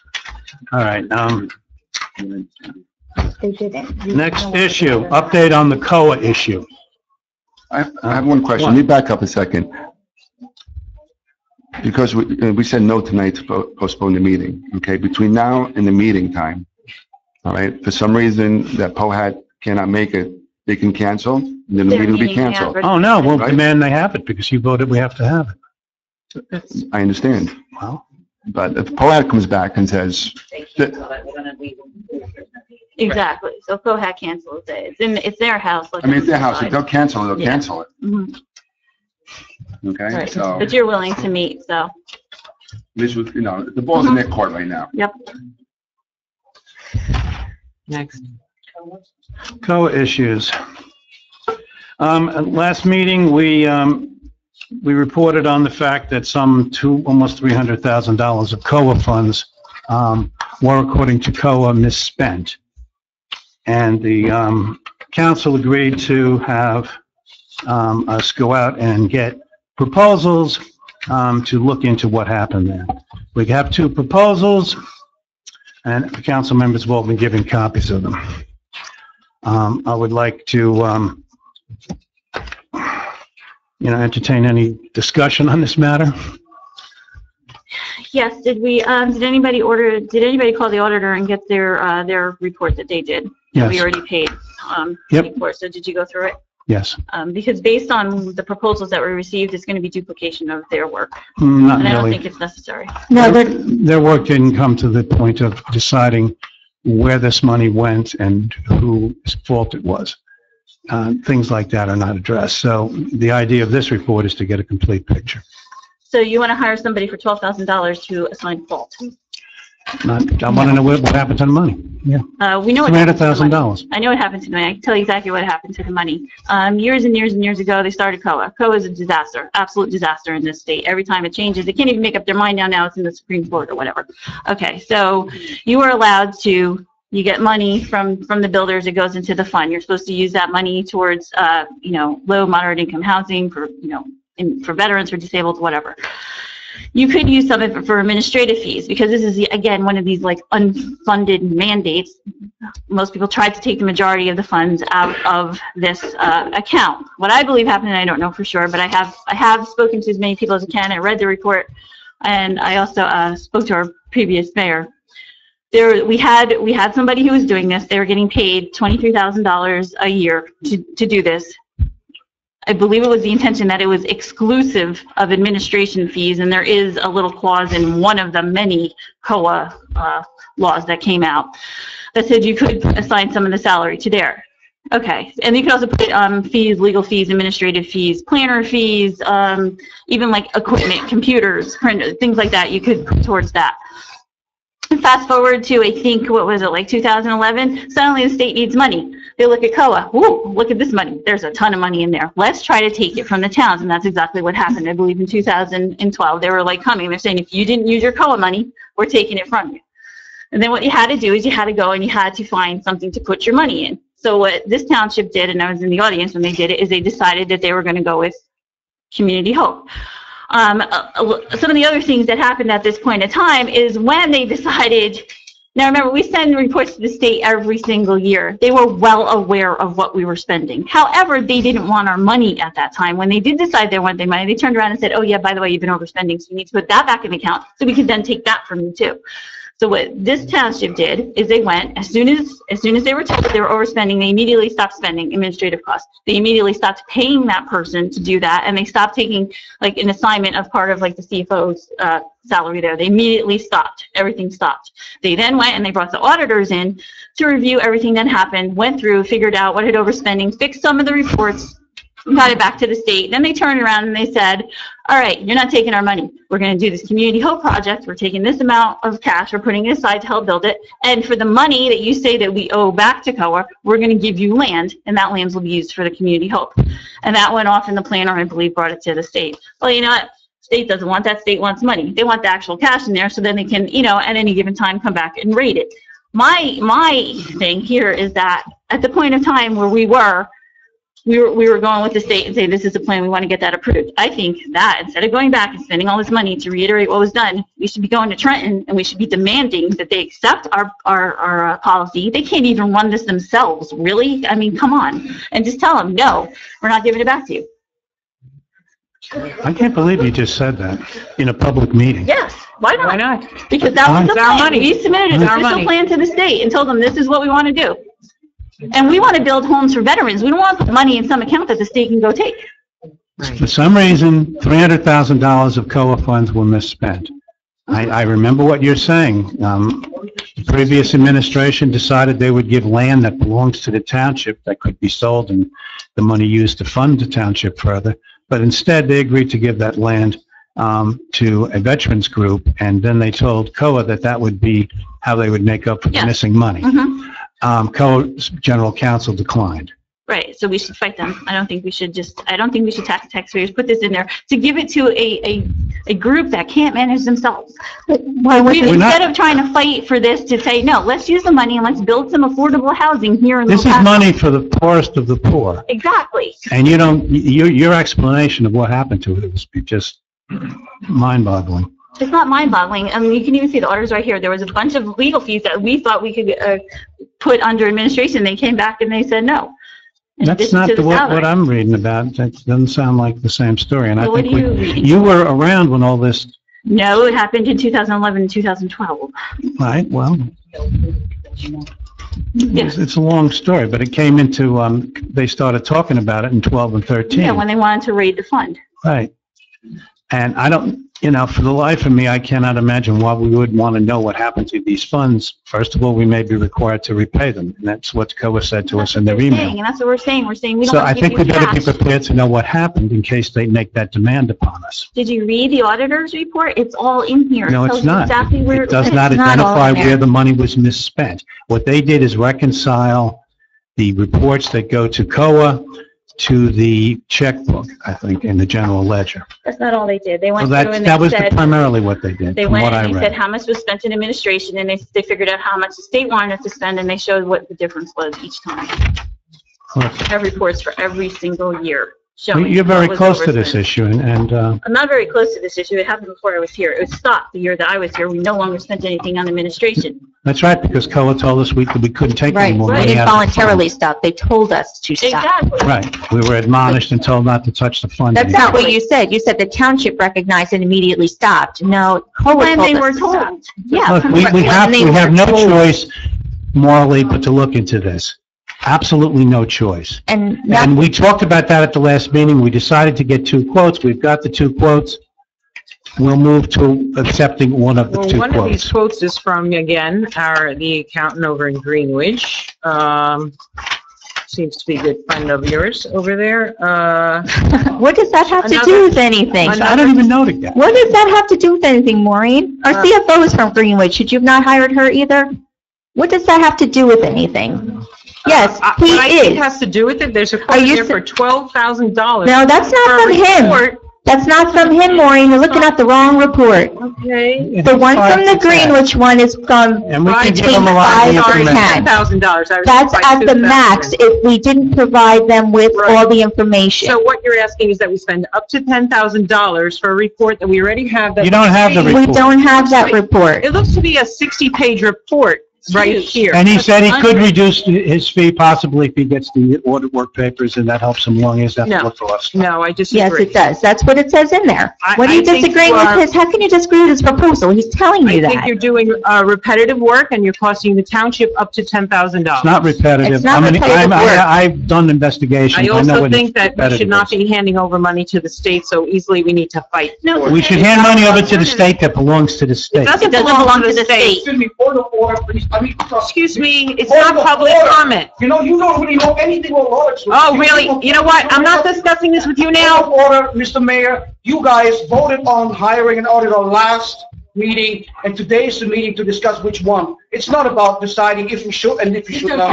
No, you're out of order too. Sit down. It's not a proper point. There's another alternative. Again, it's not the state's money. It's the township's money to provide It is affordable state housing. trust funds. It belongs to the state. Should I tell the state I'm not paying their taxes? Co-op Because trust funds. they're- I don't think State they're money. right. Municipal trust funds. It's our money. They're trying to take it. We're trying to provide affordable housing. There is another alternative. Yeah, we've If done they a little won't bit with that. accept the land, since you're not spending any administration over these years, because it's cumulative, if you continue to bring in these fees, eventually, if you don't spend, and they haven't spent since what, 2012, they stopped in the middle? Right, you get Everything 20%. stopped. So that, yes, 20% of everything you've brought in. Eventually, you're going to get to the point where you've made Yeah, that up. when you if you don't collect, want what, to do that. 1.8 million Yeah. more dollars, then you'll be even. So what do you want to do? You just want to tax taxpayers, throw it back in there, so then the state will be like, oh, look. No, I want to do the take the it. morally correct thing and determine what happened here. And accordingly, I'm going to make a resolution that we accept Mr. Morrison's, it being the least expensive, Mr. Morrison's proposal, and that we engage him to do this review. I think that's Second. that's expense that's unnecessary. Well, you guys didn't seem to have a problem, looking through my taxes and looking through the Don't bring in assessors. Unrelated issue. It is not. It's talking about Discussing COLA frivolous right now. money. You just The state said of New money Jersey has not even doesn't matter, decided Maureen. what their terms are going to be. Yes, they are. It doesn't matter what the terms No, are they going haven't. forward. It's It's what been happened at forward. that point in time.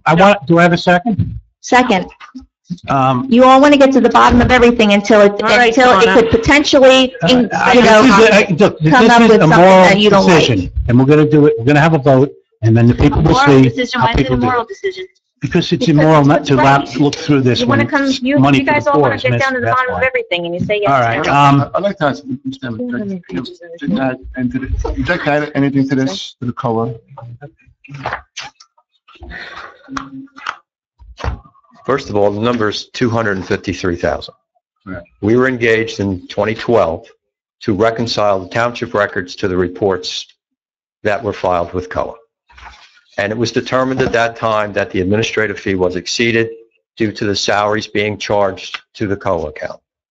We then discussed with the governing body in closed session the You prospect. can't reveal disclosed session. I'm sorry. Then there was a proposal that was made to donate the land to satisfy the administrative costs. And that's the last we heard of it. And this is And COA's 3 years ago. attorneys wouldn't go for it, so it didn't happen. I'd like to see, where are the minutes from that closed session? Do we have minutes? It doesn't matter what the action was, and I'm not talking to you, and it's not time to speak. Closed session, I'd like to see what those minutes were. Where are they, and who has them? Do we even have any minutes? Because we apparently seem to not take minutes for executive Donna, session. that's irrelevant. You know, you're going off base. I'm not. We're talking Well, about. we're in the middle of the vote. Let's We we're in just the talked vote. about that. How is it irrelevant? To this topic of COA. We're in the middle of the vote. We have a motion, we have a second. Let's do a vote. Roll call.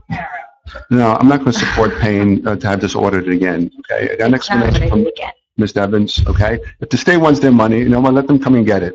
I mean, we're going to fight, we're not going to make our taxpayers pay, you know, because it was over administrative expenses. Okay, so until this is resolved, until there's a clear picture here, which is not, I'm going to vote no right now. This is, I agree 100% with Lou. Let the state come and get it, and then let's at that time decide what we need to do and how to proceed, since we have already a report, so my vote is no. If they want to investigate what truly happened here, let them pay for it. Excuse There's me. nothing to hide, but let them pay for it. Public comment. If they want the money, let them pay. We're doing a vote. To vote, we got to finish the vote.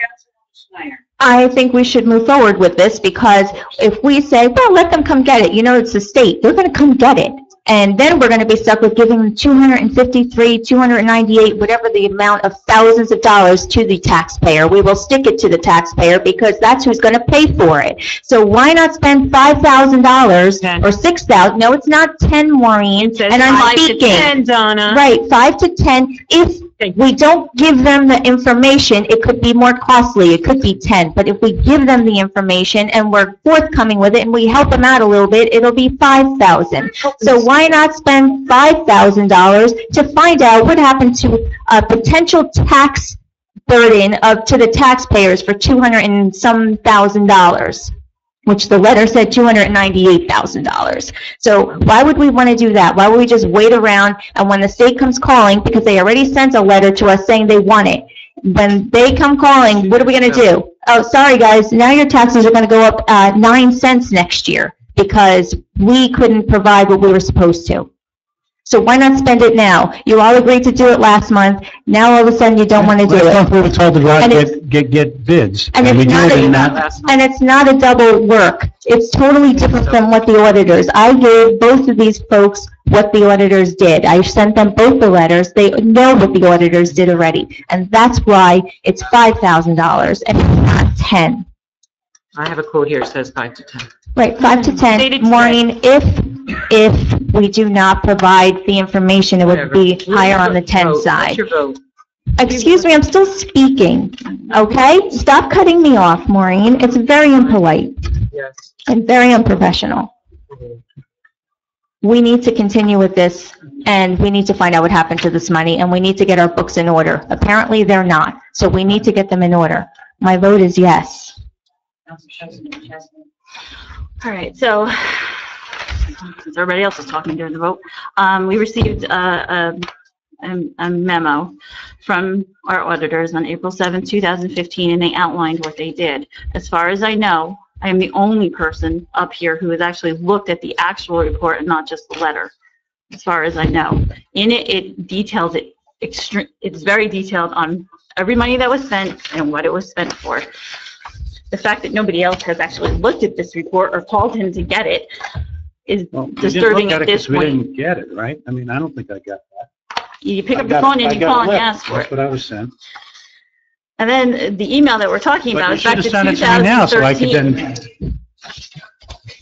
I'll leave it with Beth. She can make copies. It's Oh, way all too right, big so for we me to didn't make see it, copies. so, yeah. Well, I think, I'm going And, to say no. then I'll I read make a motion. the summary letter, and the summary letter did not satisfy me that we would meet the, any anticipated requirement from code to explain what happened. And we have to look into this. You're going to vote against it now. We're going to find another way, because this is a serious matter. That's I it. already have another motion after this. What? What? Do I want to accept, do I want to do this order? Absolutely, yes. I'd like to make another motion. I'd like to make a motion that, and I don't know exactly how we can do this, but the auditor did give us the report. I'm going to give this to Beth. She can make copies.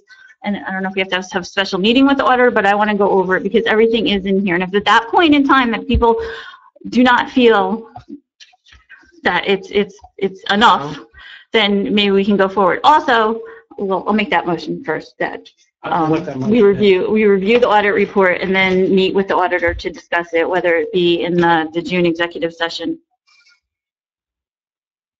Yeah, I'll second that motion. I mean, somebody's making allegations here that something was done illegally, which is Nobody wrong. made allegations. We stated that COA sent us an email recently. Not recently. Yeah, it's The recent. date was 2013 of that email that you Of the read email that last was meeting. attached, yes, but the email from COA was recent.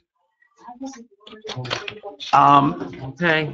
That's what we have. When I see something like that, in my position, I have no choice but to find out what's going on with it. Yes. You don't want to do that, you We voted, wanna do it's that. over. There's a report right here. It's not over. Why wasn't it in our The audit? report. You just said you didn't. It wasn't even in our audit.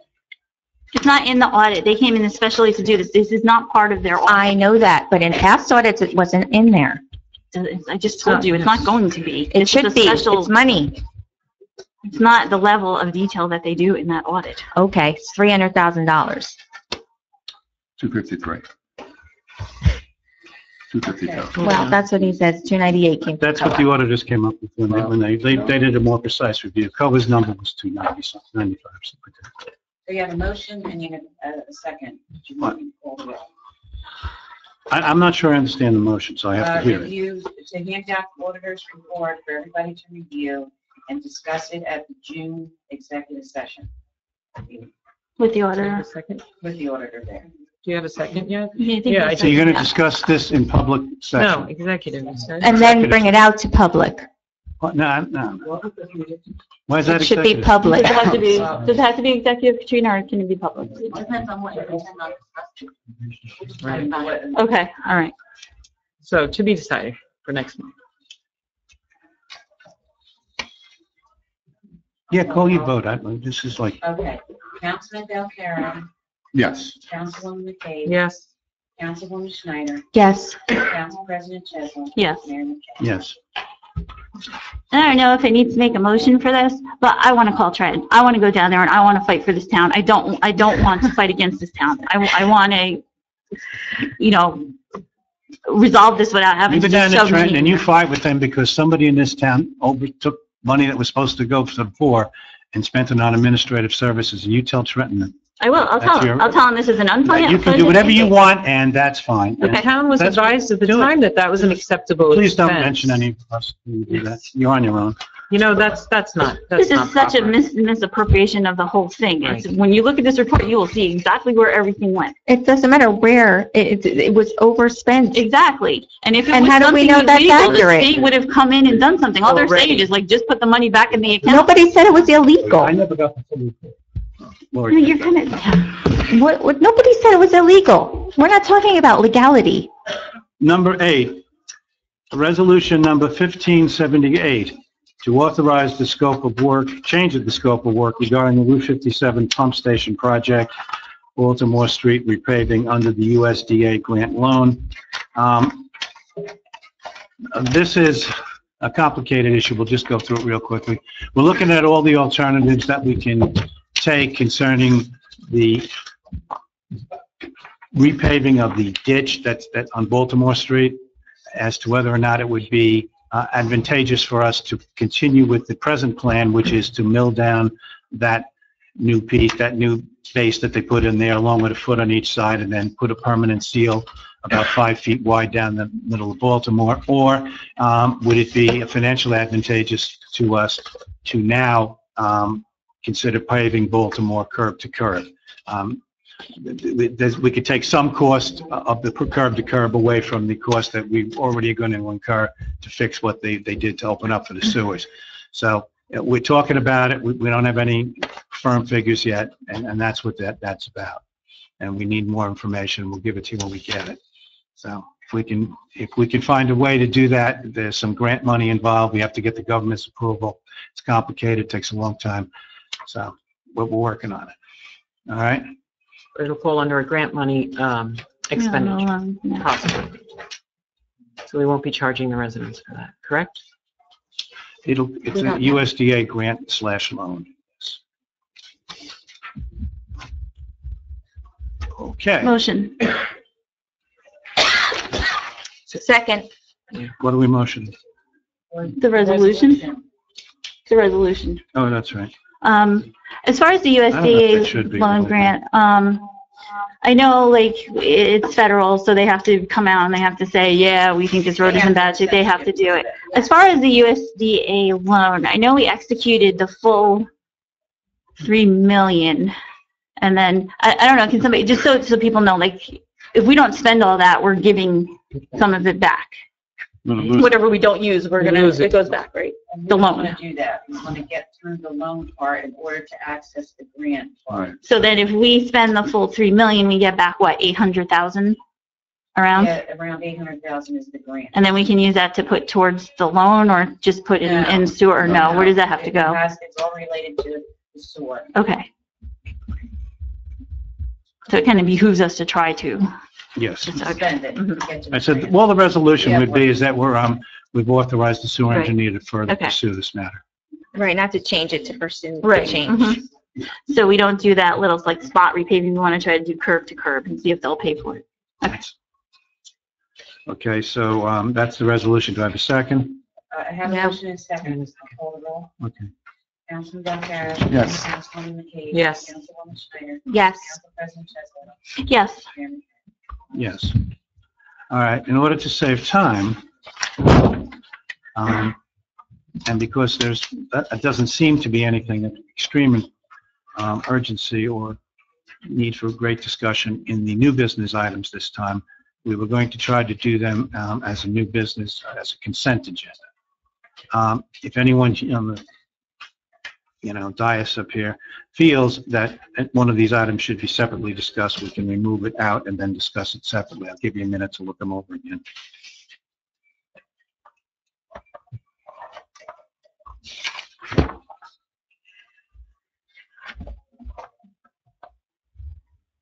I know, I think it looks like items 1 through 7, we could move on.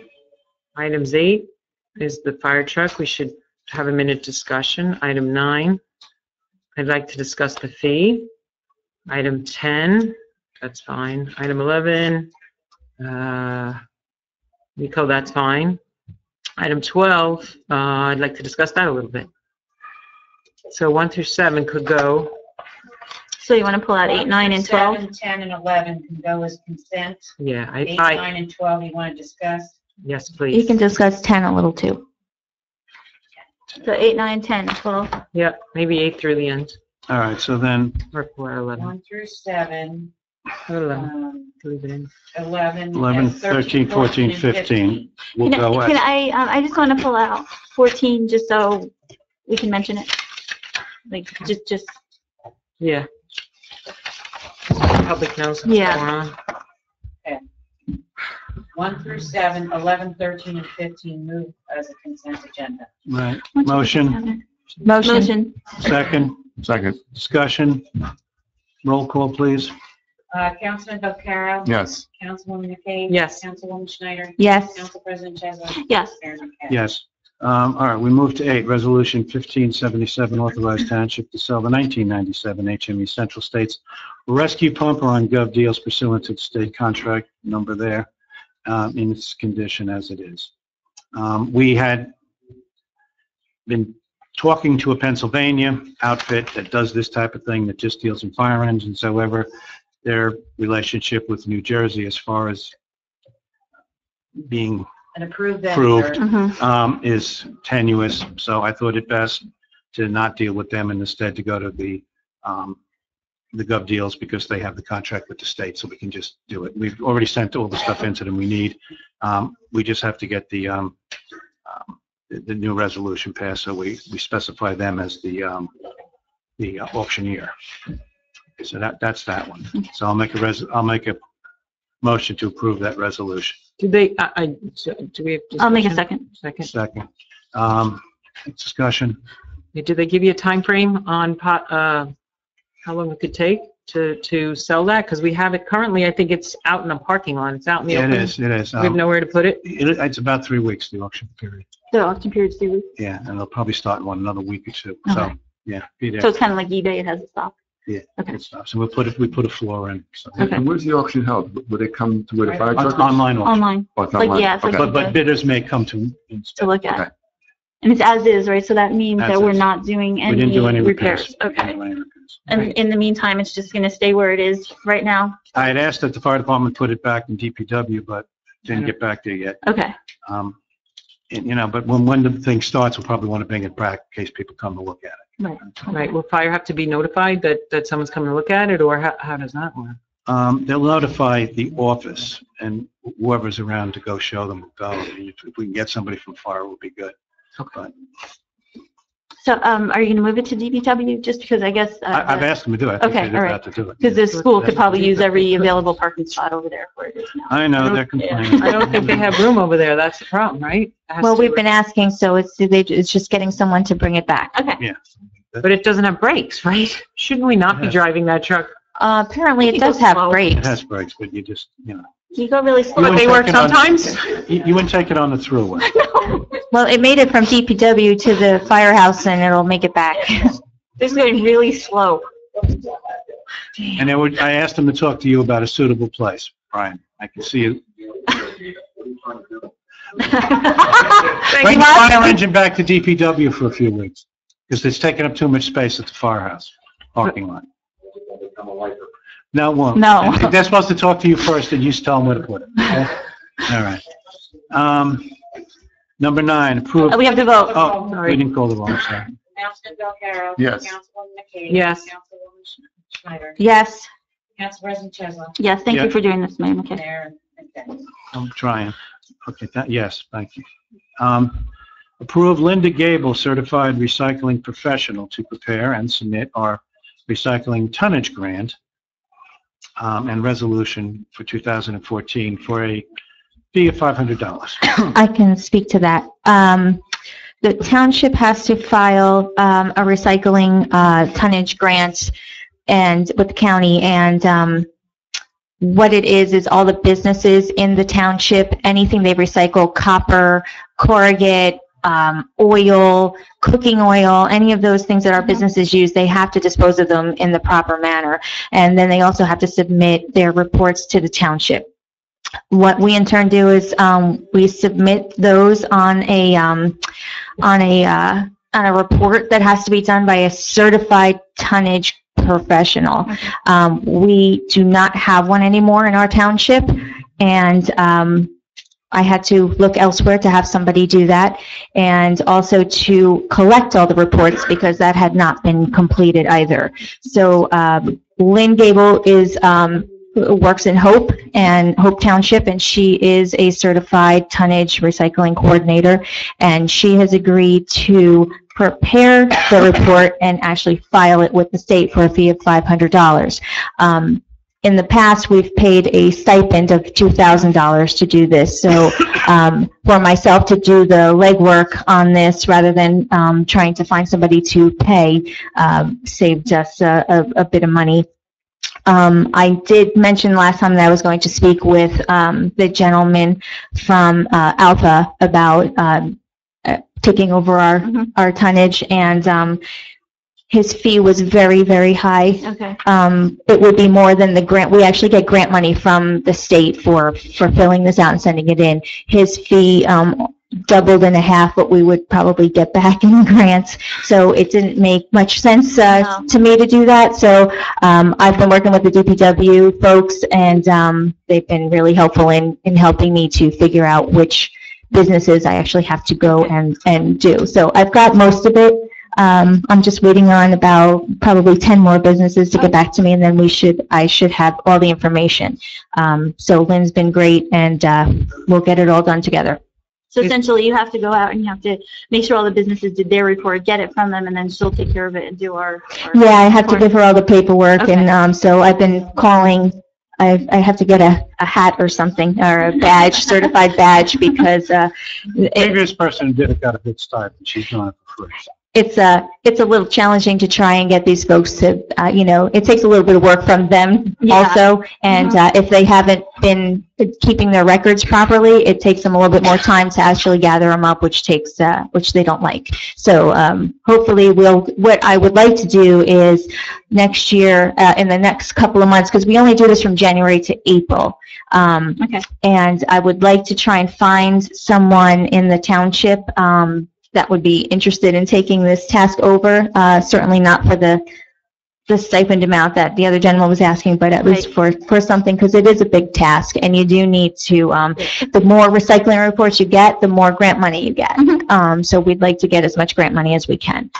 So that would be something a little bit, couple months from now, I'll try and bring up again. Okay. Is the $500 fee like the going rate? Do we compare The other going towns? rate is $2,000 to $10,000 for people to do this, because they normally just don't do the report, they do the whole job. They gather the information and put it in. So that is a very good rate for Lopatcong. Great. Thank you. All right, motion to approve this Motion.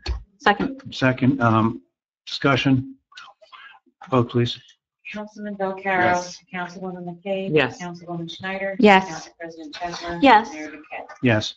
Next item, approve LAA change in bylaws. I'm looking at this. This looks like it's an IRS thing.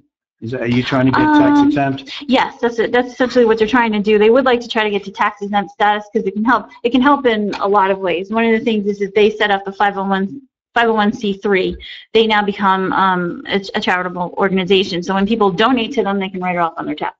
Right. Which is a big help, and it gets you more money.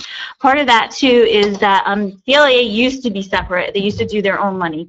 And if they do this, then we can take the burden, if they decide to do this, and I don't know if they're going to decide to do this, they can take the burden off of the township as well, because, and I'm sure Steve can tell you, they're a pain. I mean, yeah, it's a constant, there's so many, they have a lot of checks that have to come through, and the problem is like they need to approve their bills, and then we got to get them here, and they're constantly, a lot of times they're not understanding that it takes a few months to get through just the approval process, and that's something that if they do decide to become a 501c3 and they manage their own funds, they can actually write the checks right there at the meeting after they decided that, and then we can take the burden off of our offices here to have to deal with all this nonsense.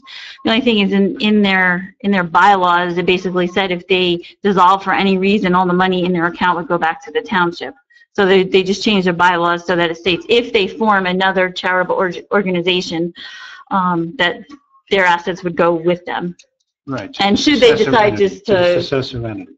Yes, yeah. Okay. What is the LAA now? Is it a corporation, an association? It's just a board under the township. So it doesn't have a structure, a legal structure. Right. And so if people donate... This would give it that, because then you would make it a corporation. Okay. Yeah. All right. So we asked to approve that. I make a motion to approve the bylaw change. Second. Any further discussion? Yeah, I do. I would just like to, in hearing the issues with the checks and the money and the vendors and the issues that seem to be surrounding the LEA and getting their funds paid, their bills paid. Is there a way, who is doing this now, Lori or Maureen? Which one of you folks is the LAA? Because I thought Maureen is the LAA. Maureen is the LAA, but she has other obligations that she had on the same night as their meetings for a different organization she's involved with. Okay. So could there be some potential training for these LAA folks who do have to send the bills into the township? I think there needs to be a little bit of sitting those folks down and saying, when do you get the bills? Who gets the bills? This is the time frame you need to have them here. You can't wait, a month to get them to the They have, CFO. Yeah, we have about 5 new directors right now, so they're learning on how they have to do this, and there was a transition, and they definitely, they've been told how the process goes. Okay, because I hate to have that continuous problem month after month with them, and not getting their equipment or having vendors cut them off, or having any blame placed on the CFO, for circumstances beyond her control. So the president and the treasurer and even myself, because of the timing and because we knew we had a meeting now, they had to move their meeting to Thursday, so they didn't have much time. So I know both the president and the treasurer worked all weekend to get everything together, and I dropped it off here Monday morning so we could do it, because there is a training there. A lot of directors are in training, and so the president and the treasurer are trying to help things out, so it's not this complete chaos over there. Okay, I just want to make sure that they're all properly trained, so we don't get emails again with these types of situations, and that they're fully aware of what the procedure is. Thanks. They're aware. Yes. Roll. Councilman Belcarro. Yes. Councilwoman McKay. Yes. Councilwoman Schneider. Yes. Council President Chesler. Yes. Mayor Mikel. Yes. Resolution 1579, approving environmental committee's request to join ANGEC to include, including training at a cost of $350 in total. I was going to suggest that to you. Can we have June maybe come up and explain that to us? She can be, well, she's an official of the township. Legitimately get up, Jennifer Leitner. Well, I mean, I wasn't prepared for presentations, Just but tell us what it is. Yeah, but I just what will it tell is. you that ANJAC is the Association of New Jersey Environmental Commissions. So, you know, they provide a lot of resources for our commissioners. We went down for their training already, and they were very generous to us because the training for non-members of ANJAC was $40 per commissioner, but they invited us, because we were reestablishing our commission, to go down for a total of $60 for all of our commissioners who could attend.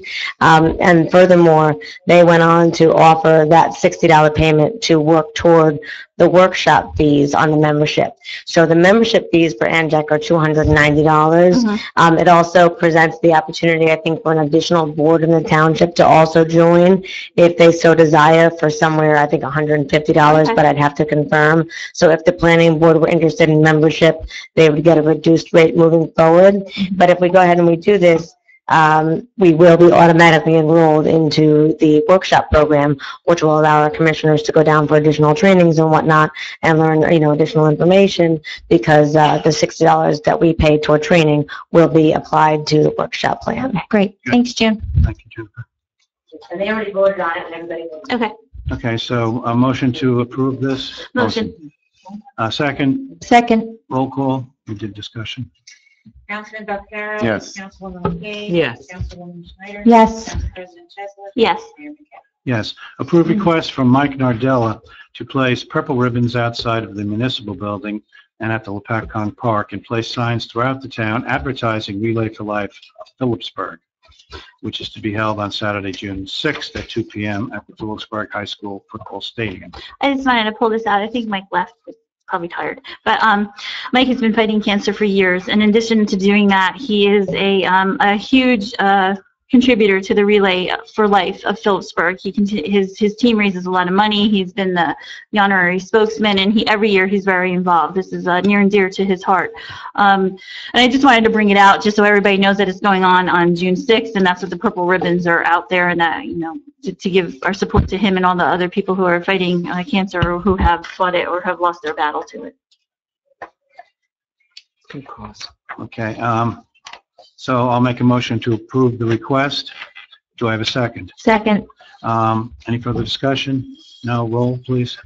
Councilman Belcarro. Yes. Councilwoman McKay. Yes. Councilwoman Schneider. Yes. Council President Chesler. Yes. Mayor Mikel. Yes. Okay, we'll move down into, Wait, do we get to do, sorry, before we end up, did we approve a temporary budget? It's coming up under. Oh, okay. All right. Okay. Just want to make sure we didn't miss that. Okay, sorry. Go okay, ahead. so first we have council reports. Maureen? Yes. Mine's short. Okay, so EDAC meeting, we do not have a meeting this month, April. We'll have one in the end of this month. LAA, you've been listening. We've had some changes coming up regarding their bylaws and their changes. We've discussed that. Anything else Lori can address, but I think that was the bulk of the meeting this month. As you all know, we had the shared service meeting this month. That was April 14th with POHAT Lopat. And I believe the shared service is mine.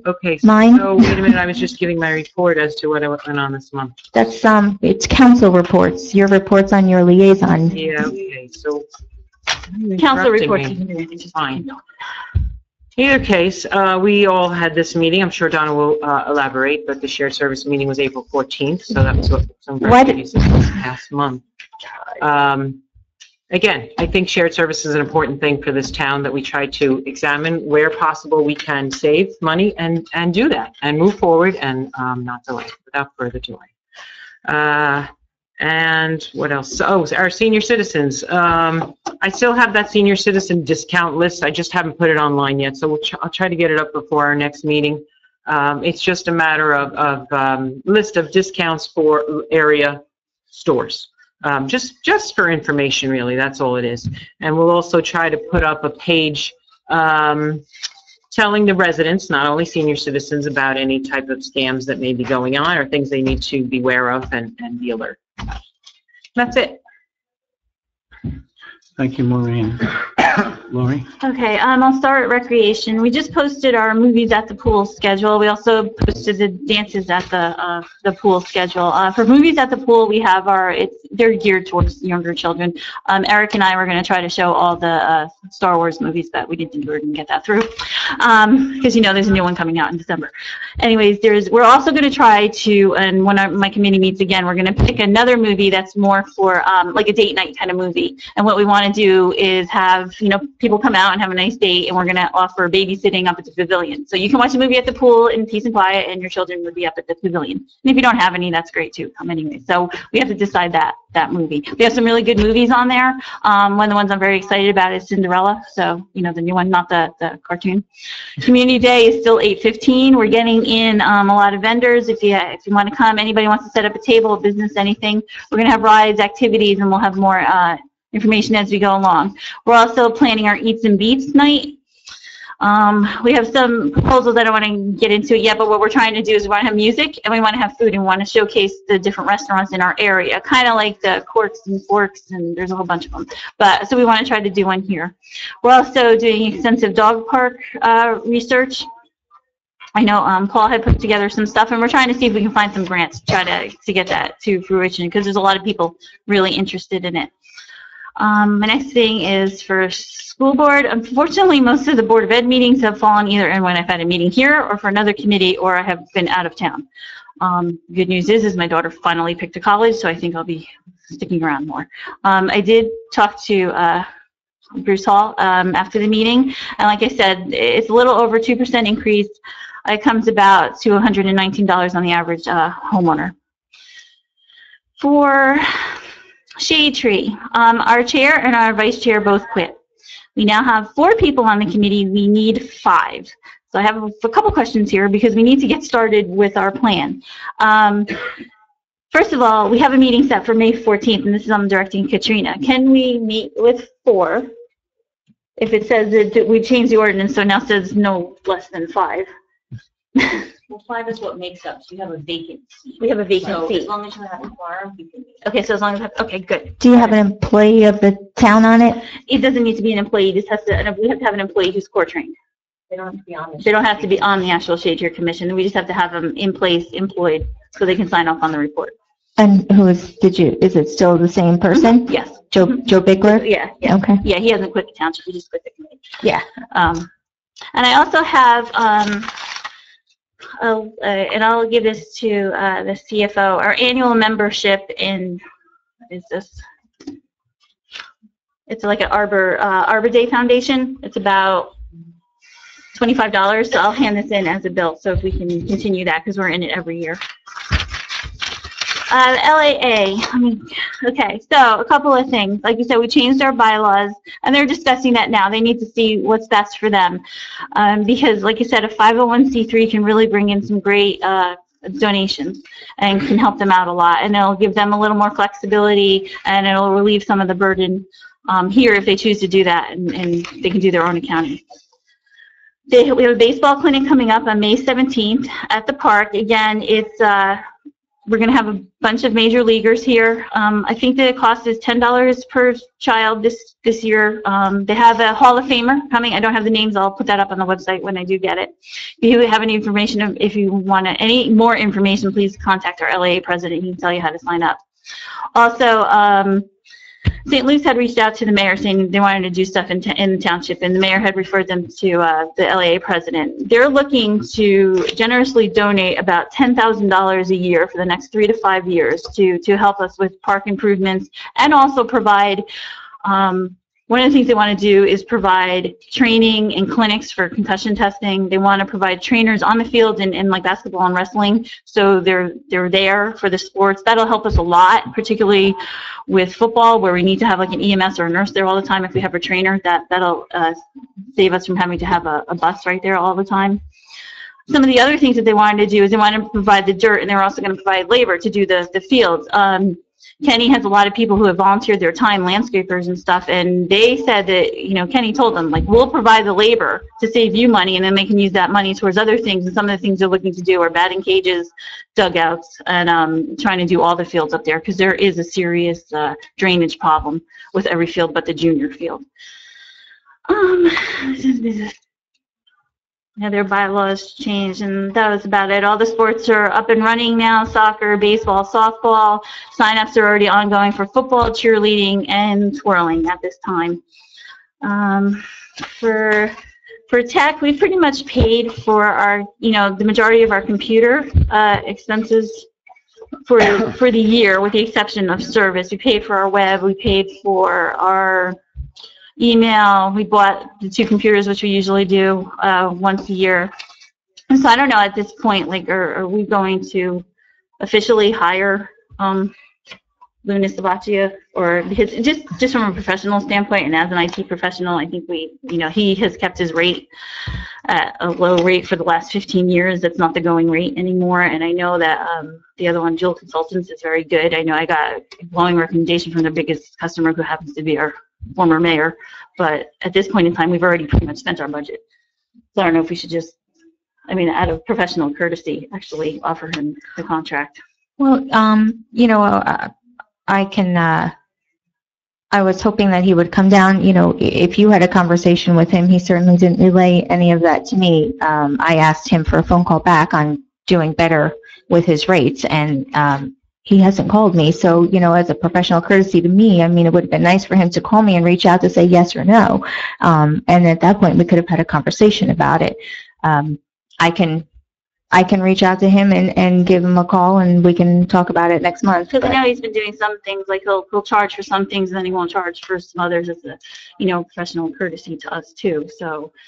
Well, and that's what Jeff Jewell was going to do too. You know, he had a good proposal. Right. And I know he's really good. It's just we've already spent the majority of his stuff. And like I said, he does the law firm for a former mayor, and he had nothing but great things to say about him. But at this point, we've spent like $11,000 already. So I don't know. Well, there's no point in switching at this time. We've already spent the budget. So there'd be no point in. It would just be for maintenance going forward, and the service calls, and Right. But what you're saying is we've already paid it. So how do we not? But we still use him to buy our equipment. We still use him for other things. So he's not been paid in full, because everything else we need goes through him. So he hasn't been paid in full yet. But he's been paid. Now, the things that he bills for us a year, the virus protection, the web hosting, and the email hosting, and the archiving have already been paid for the year. Now it's just service calls. And equipment. And equipment if needed. Right, service calls and equipment. Make no point to switch to someone else now. We're done. It's. Well, we can just contract out equipment. We don't need to we don't need to hire anybody at this point, since we paid them. We don't even need to hire them if we've paid them all. Yeah, I'm just asking as a professional courtesy from one IT person to another that we offer him, since Isn't this 11,000 is under our 17.5, right? Do we even need to have? Yes, we do, because we did a bid process, and we did. But the bid process is for over 17.5. Well, next year we can change that. Right. Yeah. Notice at the next meeting, if you want to bring that up, put it on the agenda. Okay. Reports down the other end there. Am I up? I don't know if that should be you or if it should be Don. You make the call. We'll make it you. Okay. I want to update on the sewer plant, sewer pump station. The contractor has completed the base course, okay, which has been long waited.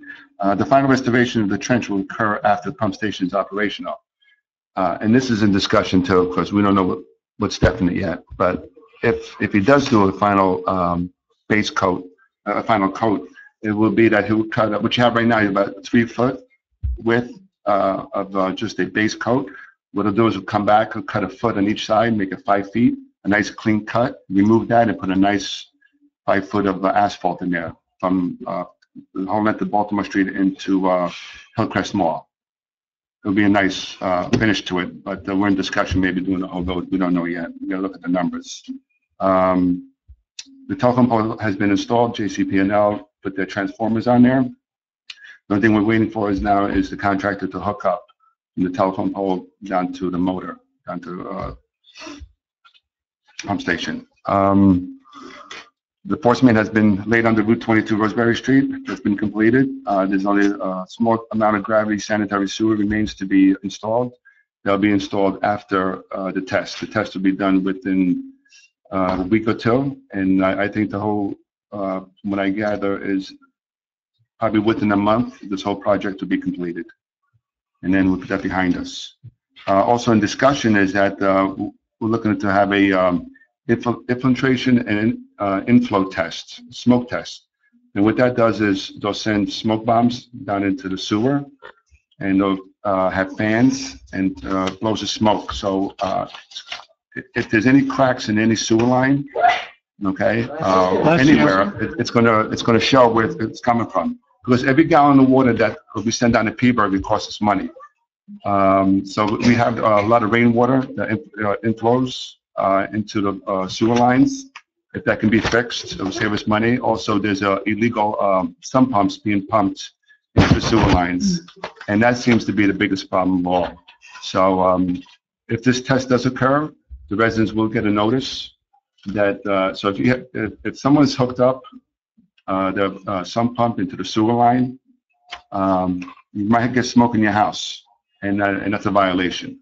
So this test, we're going to look into it, and it can be paid by the grant money from the USDA. So that's one of the things we could save money over the long term, because when it rains, heavy downpour, I mean, it spikes up the consumption of sewage that's sent down to Peaburg. That ends the report for that. The second thing is, I don't know if you guys, on May 4th, the helicopter was flying over and checking aerial lines. Okay, so if you don't know why the helicopter is flying so low and so slow, you know, they're checking the power lines. Okay, they do this for about 2 weeks. They do this every spring. I want to talk about running the meetings a little more efficiently. Okay, because I know past few meetings have been running pretty long, and people do have to get up the next morning to go to work. I think a couple of things that we can do, I think collectively, is example like tonight, arguing, all right? And not just arguing, but then going off track. It's really counterproductive, and we need to curtail that. We need to really minimize that. And also we need to stop with why a council member decides to vote one way or another, you know, and to bring, you know, assumptions or accusations because of the way one person feels, you know, just like you saw tonight, okay, it went off the rail again.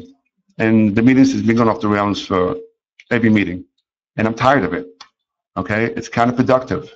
And I hear it out there, okay, from the public, all right? It's embarrassing, okay? It's embarrassing, and we need to stop that up here. So that would save us some time to be efficient and hopefully get out of here in a reasonable time.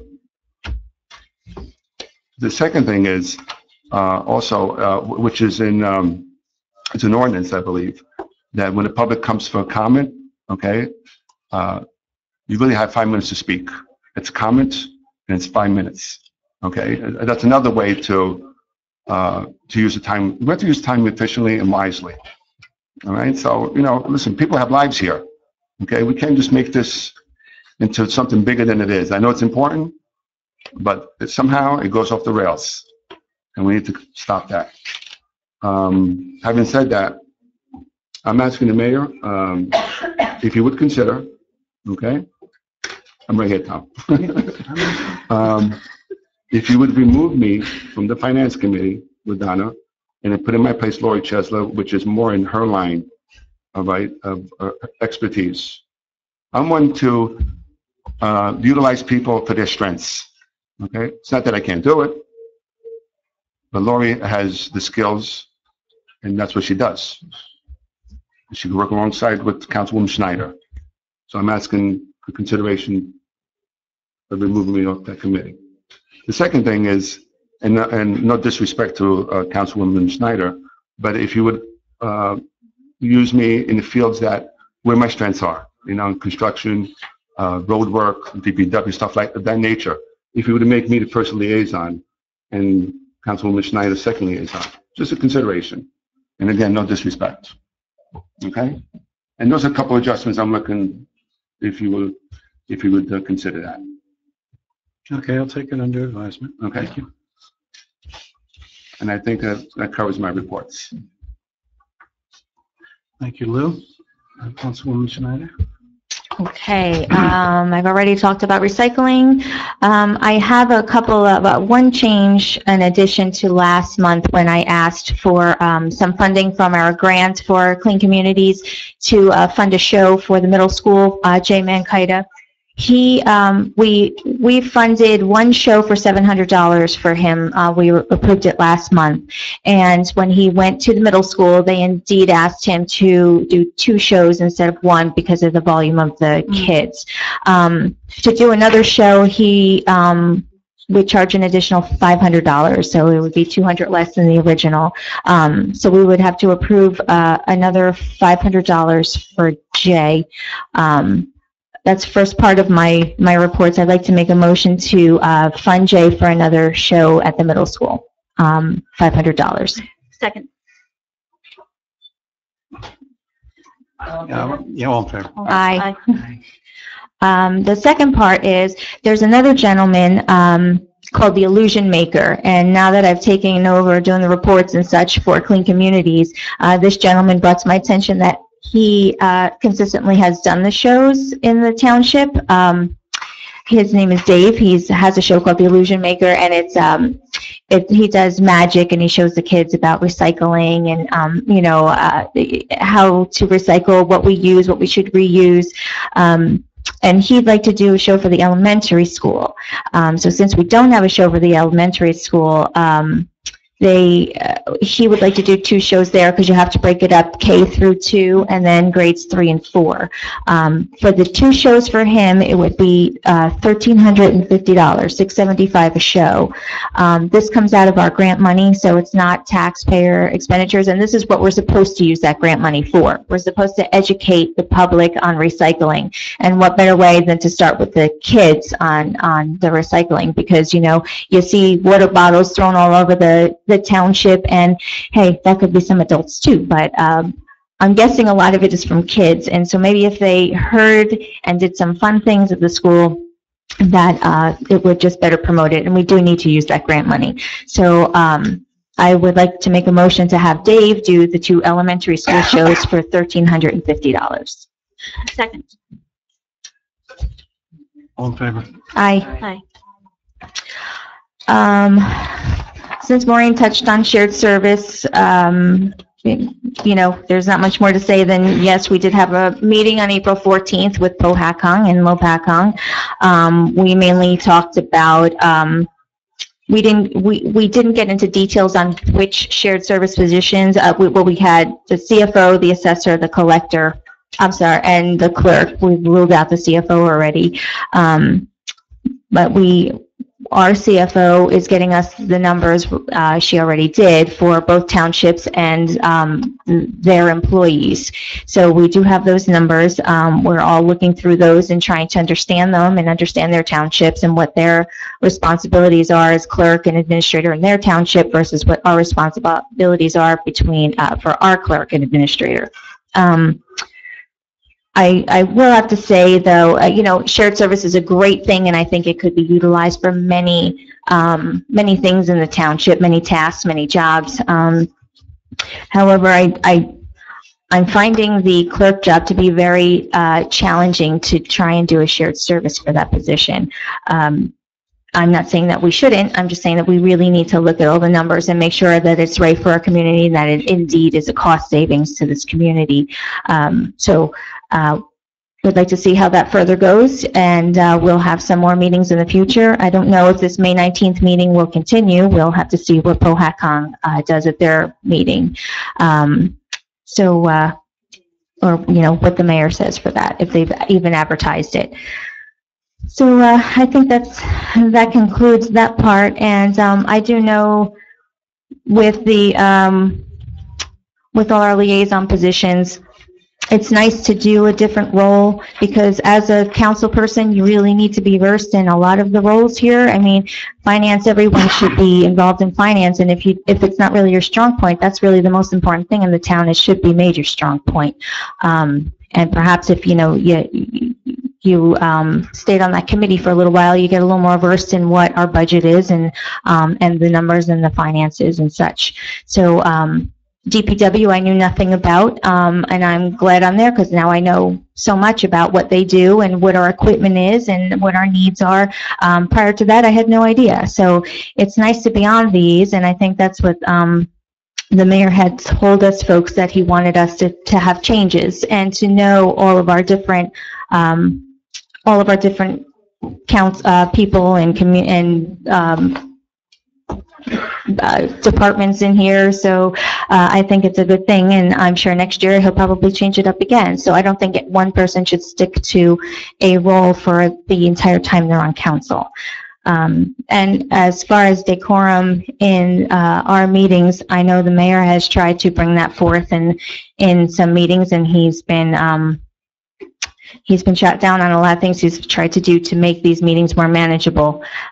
So maybe now it's coming from yet another person that people will, everybody will understand that this does need to be done, and that what he did originally say is accurate, that, there needs to be control over the agenda, there needs to be communication, and there needs to be some decorum going on up here. So I'm glad that somebody else is noticing it, and that, the mayor was on the right path of trying to do that in the beginning of the year.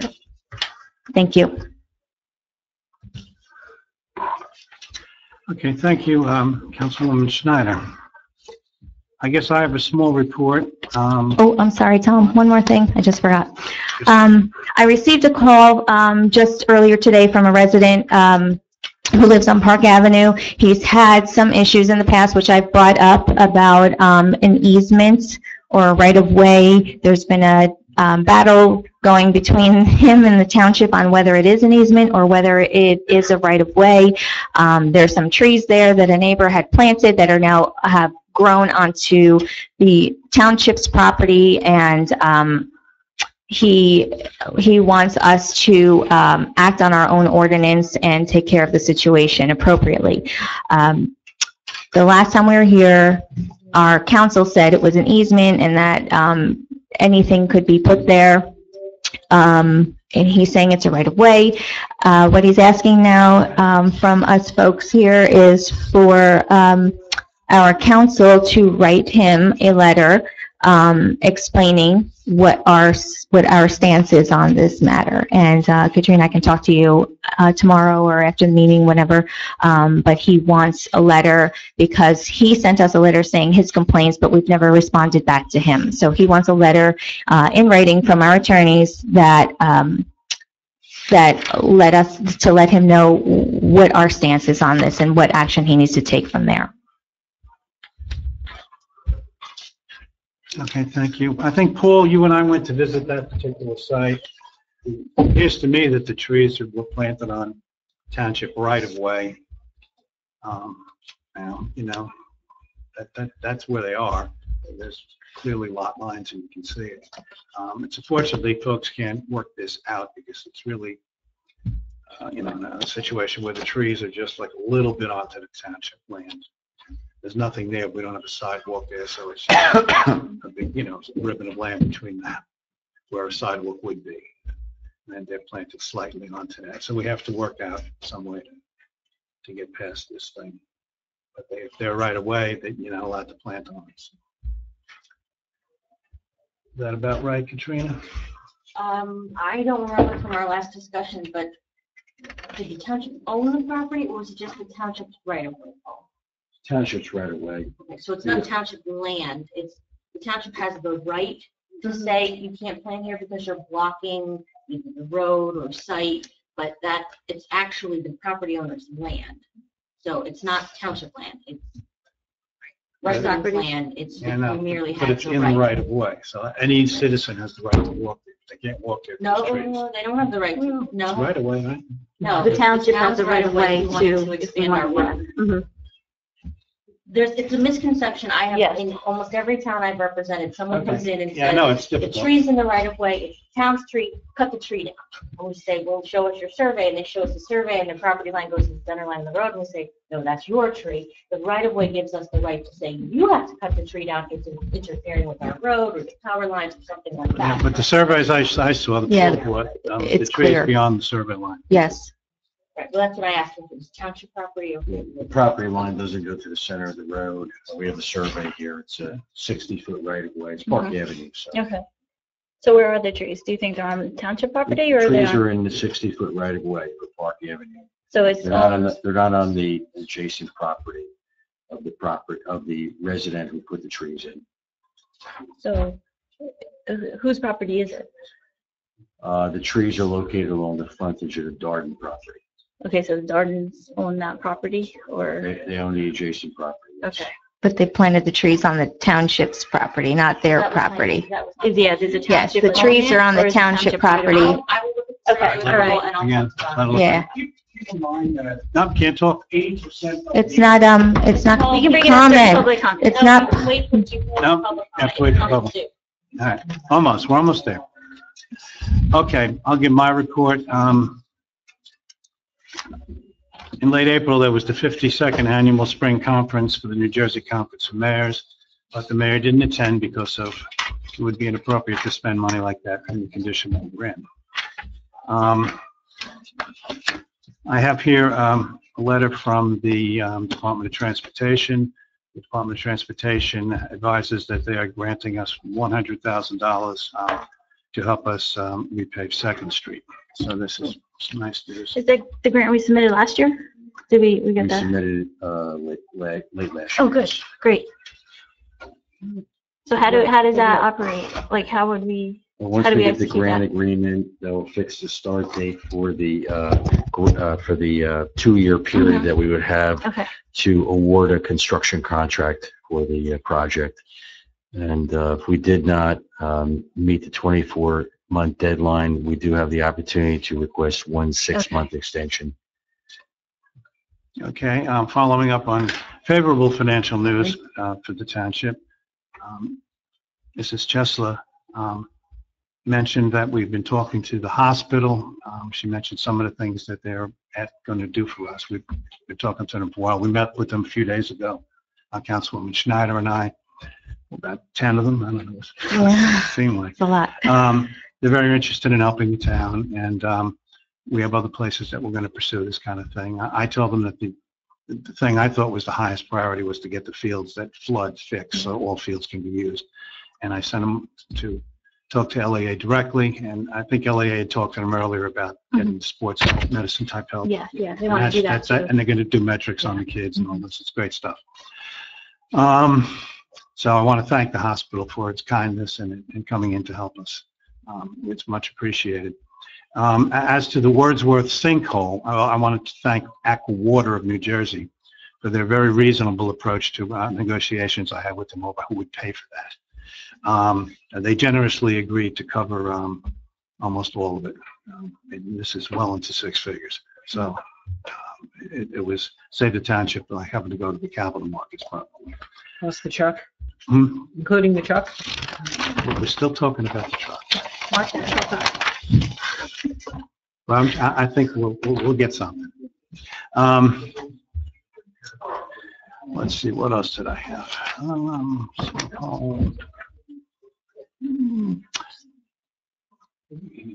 Oh, yeah, we got, yes, all right. Yeah, we have to do a vote. We forgot to do, my fault. We had a employee matter in the closed session that we're not allowed to say what it was, but I'm going to ask for a vote to approve the request made by this employee. So do I have a second? Yes. Second. Any discussion? We can't have a discussion. Roll call. Councilman Belcarro? Yes. Councilwoman McKay? Yes. Councilwoman Schneider? Yes. Council President Chesler? Yes. Okay, now, the other thing was, we had at one time spoke of the seniors using the pavilion, asking them, like the Phillipsburg Seniors Group, if they would like to use the pavilion once a week. Has there been any contact with those people to ask them if they want to indeed take us up on that? No one's called in about it now. Maybe could you call them and? Absolutely. Okay, that would be good. All right, we have, like you heard before, we're still trying to do something with the fire engine. We're hopeful we'll get something out of that. And we're talking, like I say, some other groups that are in the community that may want to be kind and help us out with finances. Now, the $100,000 that Paul just and I just spoke of, I have meant to give him this letter. Going to lose point of taking money out of the budget, that puts money into the budget that was heretofore unknown, I suspect, yes? The 100,000, do we have that in there? I don't remember. No, it would be appropriated utility. But it's appropriated, all right, yeah, so we can't use that. All right. Okay. All right, so we can't use that this year we could. If we get the project going. No, get the project going, but I'm saying instead of going through this rigmarole for the budget, we could say we got this under $200,000, so. Yeah, you have to use it for whatever. Yeah, but it has to be, all right, okay. I'm not sure on that one. All right, I'm tired, so that's enough of that. We move now to the report of the CFO. Thank you, Mr. Mayor. I just have two resolutions to add to the temporary budgets. I thought I had forwarded them to Beth. She never received them, so she's good enough to pass them out this evening. They were additions to the temporary budget for both the current fund and the sewer fund.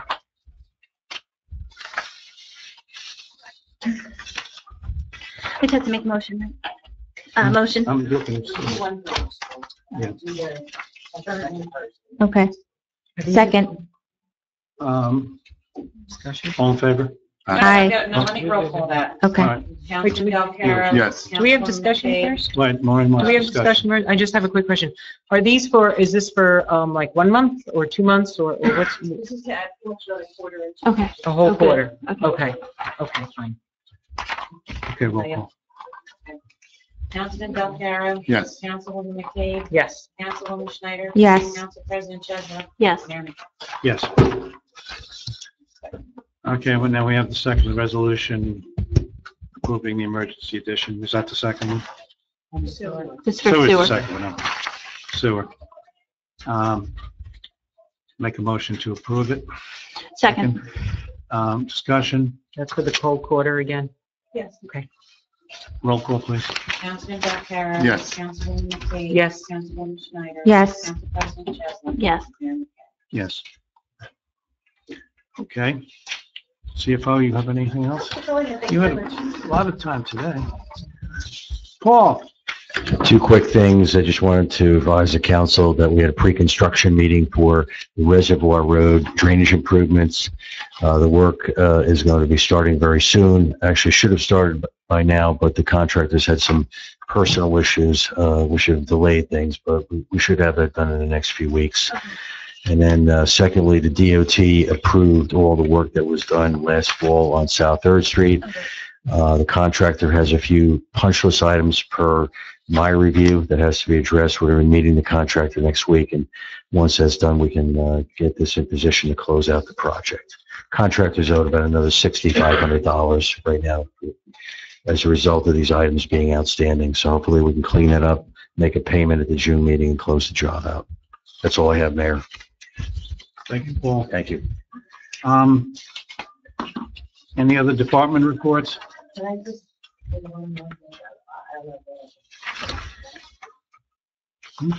Oh, wait, one second. Department reports, anyone else?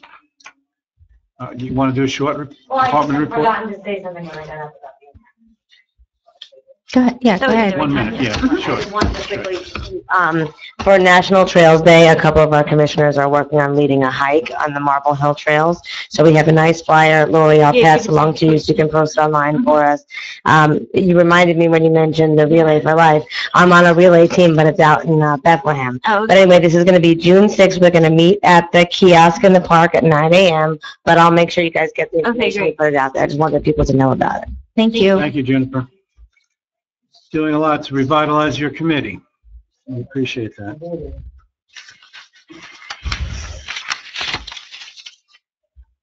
All right, payment of bills. Motion and second to What? approve. Motion. Oh, I'm Second. sorry, yeah. Roll call. All in favor? Aye. All right. Payment of bills. You all have the bill list as amended, and the grand total is $1,392,123.76. You all on the page, find it? Okay. You'll see there's a negative 44,000 up here. That's one of the items that we got Aqua to take care of first. Okay, so that was originally coming out of the sewer, right? It might have. I think it would have, yeah. But, you know, we got a purchase order just in case. Okay, all right. But we got to do it. So, yeah, I'm making a motion to approve the bill list. Second, Second. discussion. Roll call, please. Councilman Belcarro? Yes. Councilwoman McKay? Yes. Councilwoman Schneider? Yes. Council President Chesler? Yes. Mayor McKay? Yes. Okay, next item is audience participation. Make a motion to open the floor to audience participation. Motion. Second? Second? Second. All in favor? Aye. Aye. Okay. Any questions? Mr. Chowski? What?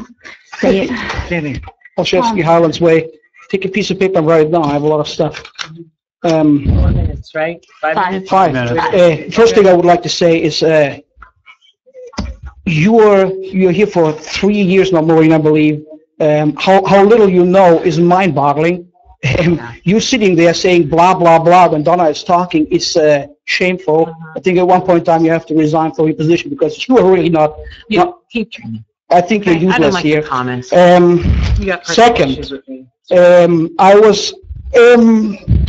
I think I got that right. Lori, as an IT professional, you said we paid for our IT professional $11,000 for hosting email and I don't know, archiving. If you guys paid $11,000 for that, then you're being robbed blind. I think you should know. I think you should know how much a dedicated server costs you, which would run everything you need to know for $1,000 a year max.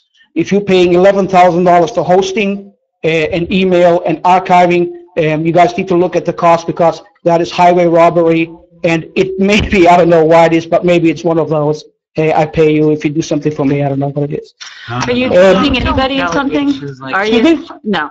You don't even know what's in it. Why don't you open the bills and then you can see what's in it. Okay, so let's do that. Maybe somebody of you, maybe Mayor, you can look into that. I think it's grossly overcharged. I think I was going to charge us even more, but that's all right. Feel like I'm in a parallel universe here today. Lou, not too long ago, you and I had a discussion in regards to raising taxes because we need to build up a surplus. Nowadays, you seem to be... No, this is coming up. Nowadays, you seem to be not wanting to, but if the residents having to endure the roads we have for the upcoming year, they will be saying thank you to you. I guess. In regards to Kathy and her attorney, I'm not sure why you would have Kathy come here with her attorney and she has to pay for it. She didn't. And instead of letting her know and pull this off the agenda way ahead of time, that you have not the time to read 3 paragraphs. I recall days where Donna got, she said she got the whole agenda for the meeting here at the same day the meeting was. Is that correct, Donna? And I remember the day that the former mayor went out in a snowstorm to get her agenda, so it was there for a weekend because she was gonna, so let's not go there. But that's right, it's 3 sentences you guys couldn't read. Not, how do you know it's 3 sentences? Did you see it? It was said. I just said it was 3 paragraphs. 3 paragraphs. We didn't invite And it's for her attorney. I think having Kathy come here, I think, I have the floor. That's her decision. And it's not Robert Your rules, it's information is Robert's wrong. rules. Your And information to have Kathy come here, I think is disrespectful, Mr. Mayor. I don't think that should have happened. You should have pulled that off the agenda way ahead of time. Question for Mr. Vaccaro, fire truck. Do we not have any empty base in any one of the firehouses? No, it's all. All of them filled? We cannot fit that thing in there somewhere? Okay. In regards to COA, absolutely shameful. Whenever it comes to having an auditor, McKay, Chesler, and Mr. Vaccaro do not want any auditors, anybody fresh looking at anything. It's a little, I don't know, not liking it all that much. And this is not about the state. First of all, Mayor, this isn't okay for him to accuse us of this stuff. It's not. first of all, Mrs. Chesler, I have a stack of emails from the state. Time is almost. From the state. Whatever you said here is all made up. You have not seen one email from the state to Lopat. You have no idea what you're talking about. And this You is, don't know what I'm talking about. and That's this why I is didn't say not, that. and this is not about the state wanting money. Mayor. This is taking money from the poorest of the poor. All right? Thank You got it wrong.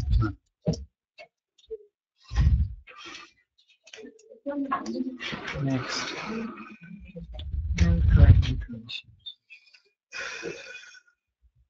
Diane Hall, 187 Stonehenge Drive.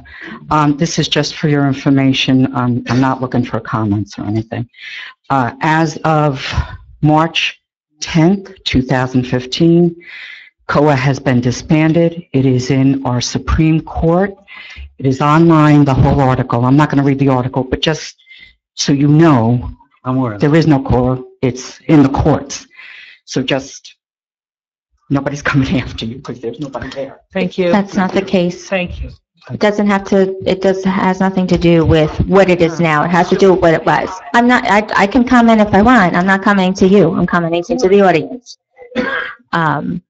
It doesn't matter what COA is doing right now, and it's not entirely disbanded. It's being discussed, but it has to do with when it happened, the date it happened, not now. Just like you. Who's next? Sir? Thank you, Dave Lormer, 809 Rugby Road.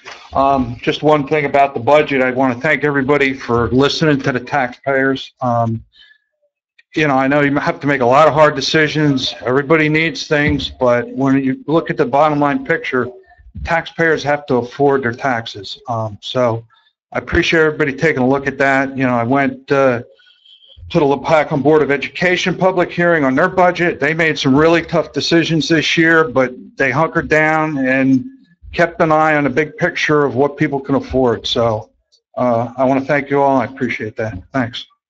Thank you, sir.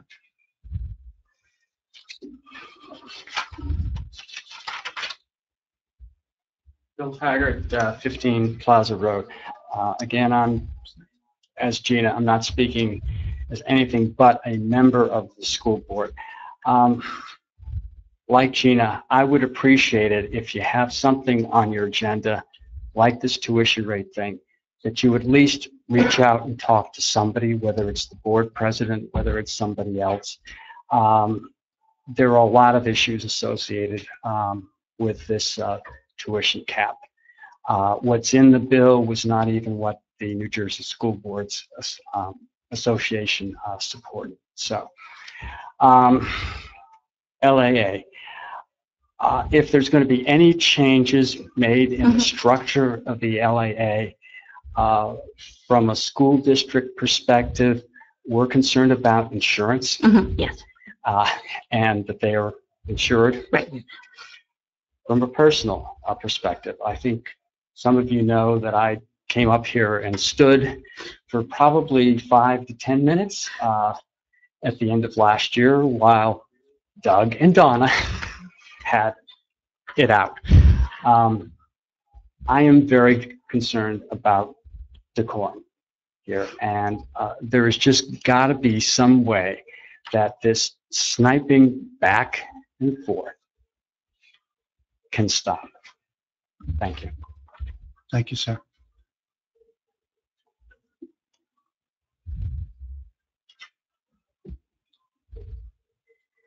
Gina James, 220 Strikers Road. First, I was going to show my support with what Mr. Bukhara was saying about there being more efficient meetings being run. I totally agree with Mr. Bill Taggart has just said about the bickering back and forth. It needs to end. I know I myself drag myself to these meetings. I had to force myself to come only because of the way this is all ran. So the nitpicking, the argument needs to stop. And let that be shown in your votes. With that being said, I know the fire truck issue came up again tonight. I didn't bring my information with me, the research I was doing on that. I do understand that we did save money on the purchase of that new truck, a lot of money actually. But I also know by looking at other such fire truck websites, it can say Ferrari being one of them, that we could have gotten a brand new truck for $100,000 less, according to the website that we have paid for the current truck that we have gotten. Enough on that. The last thing I was going to say is a safety issue coming from my part. Being home for spring break, watching the activity come across from Warren Heights. I have a very huge concern. There is a walking access onto Strikers Road. It's almost adjacent from the school driveway. I can't say the residents. People from Warren Heights have seen that as a driveway. At least 2 to 3 times a day, I'm witnessing a car go up that access. And yes, they see it's a curb there, but they still proceed to go forward. A couple of them do back down. It's actually quite funny to watch because there's like how many of them are going to lose a front end going over this. My concern is it's a sidewalk. It's not a driveway. There's now warm weather. People are riding bikes. Kids are out there. I'm concerned for their safety. So I don't know if council will be able to present something to Warren Heights, either to get them barriers in front of that access that cars cannot go up there, just somehow to market that it's not an exit for vehicles. Brian, you can go up there tomorrow and look at that and let me know. You know what she means? You know what you mean. Yeah, it's coming out of Warren Heights, just right on over the sidewalk. And yeah, great. All right, thanks.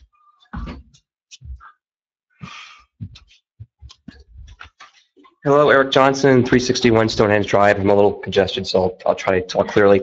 I'm not 100% sure about the 5-minute thing. You should look into the ordinance, and I don't think holding a stopwatch to Peter was very professional and appropriate. But that aside, a couple things on the meeting tonight. We were talking about the capital expenses. I think, Lorraine, I think when you did the presentation, you said the capital expenses is $100,000 more than last year, but it really isn't, because numbers are just shifted around into their appropriate locations. I think that concept was lost when you were thinking that you had an extra $100,000 in capital expenses you didn't have last year. Something to rethink. I didn't make a comment because it wasn't my time before, but I felt that that was lost in the conversation. Baltimore Street, did you look into recycling the asphalt? They now have a program out there that takes the asphalt, chews it up, and spits it right back on the road. You'll get a cleaner road out of it, and it might be less than repaving the whole thing. Something to look into. The 2015 pool rates I see was published, and unfortunately, I did not make it to the last meeting because I was on vacation, so I don't regret that. But so I understand basically the rates stayed the same. We talked about it in our recreational committee. We added the early bird rates and the twilight rates, and the one thing that was said in the meeting was that the rates are staying the same because we need to continue to monitor it because we need more research. I want to correct that. We don't need more research. I researched this thing to death. What we need is better tracking for ourselves, not more research, better tracking. So we're making a suggestion to get a counter for the gate passes, and I gave Lori an email. If you didn't get it, let me know. Some options to buy counters for the gate passes so we can keep track of who's coming in, how many people are coming in, and what kind of attendance we're having. I think our attendance is getting less and less each year, so we do have to watch that, and we have to monitor ourselves better. So that when we say we're going to monitor ourselves better, we really have to do it. We can't just say we'll try. It needs to get done. One thing we did miss on the rates, I feel, is that we did not give a child rate for the daily gate pass.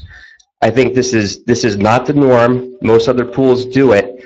and we're keeping the one rate fit all. I don't think that's right. I think we got to have a child pass, and I think the child pass should be at what age is a child required to be there with an adult. So I think we should do that, and I think we should do that this year. If that's too extreme, maybe compromise, and let's get the three and younger in for free. So I think there were some changes that were good, but we missed a couple of the big boats. And the big one is that everyone shouldn't get charged the same rate to walk through that door. There is an age difference. So please think about that. It's not too late to do it for this season. Let's see what we can do. 2 more notes real quick. Don't tell me I'm out of time. I'm almost there. March 4th, I came and suggested that the sewer credit for pool owners be increased because the sewer dollar amount has tripled to quadrupled over the last 15 years. And I saw a lot of people writing notes. Good idea, but I haven't seen anything come on that. So the $35 sewer credit should be looked into. It's no longer appropriate for what people are paying for their sewer bills. It's a credit because whatever you do to refill your pool doesn't go into the sewer system, it goes into your pool. So there's a $35 credit, but that $35 is way outdated. I believe that the entire way the sewer utility charges and all has to be looked at.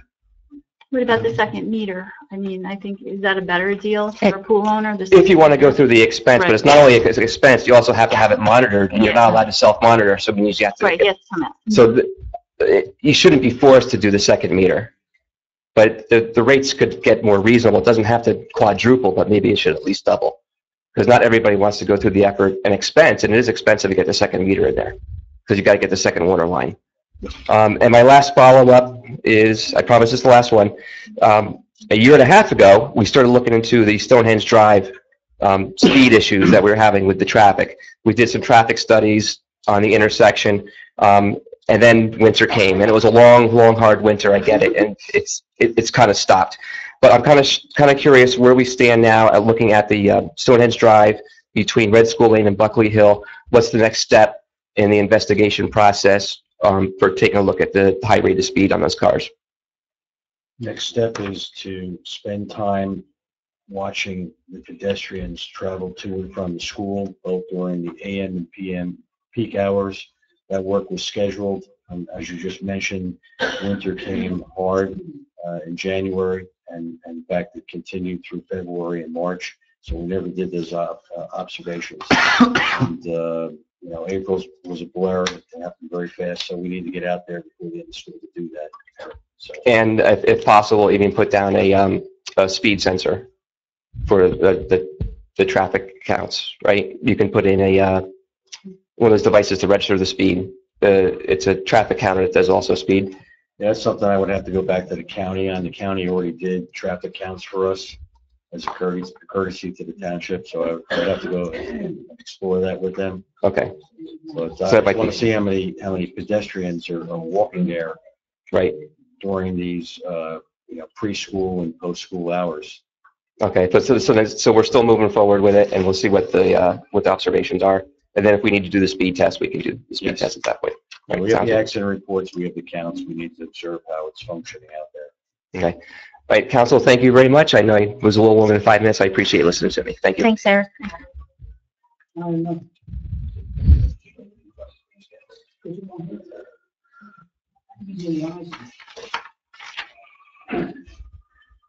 South 3rd Street. A question on access. Looking at a property, I think 20 Stryker.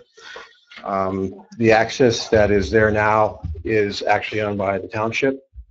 I've been told the township's looking at selling it or offering it to the people that are adjacent to it.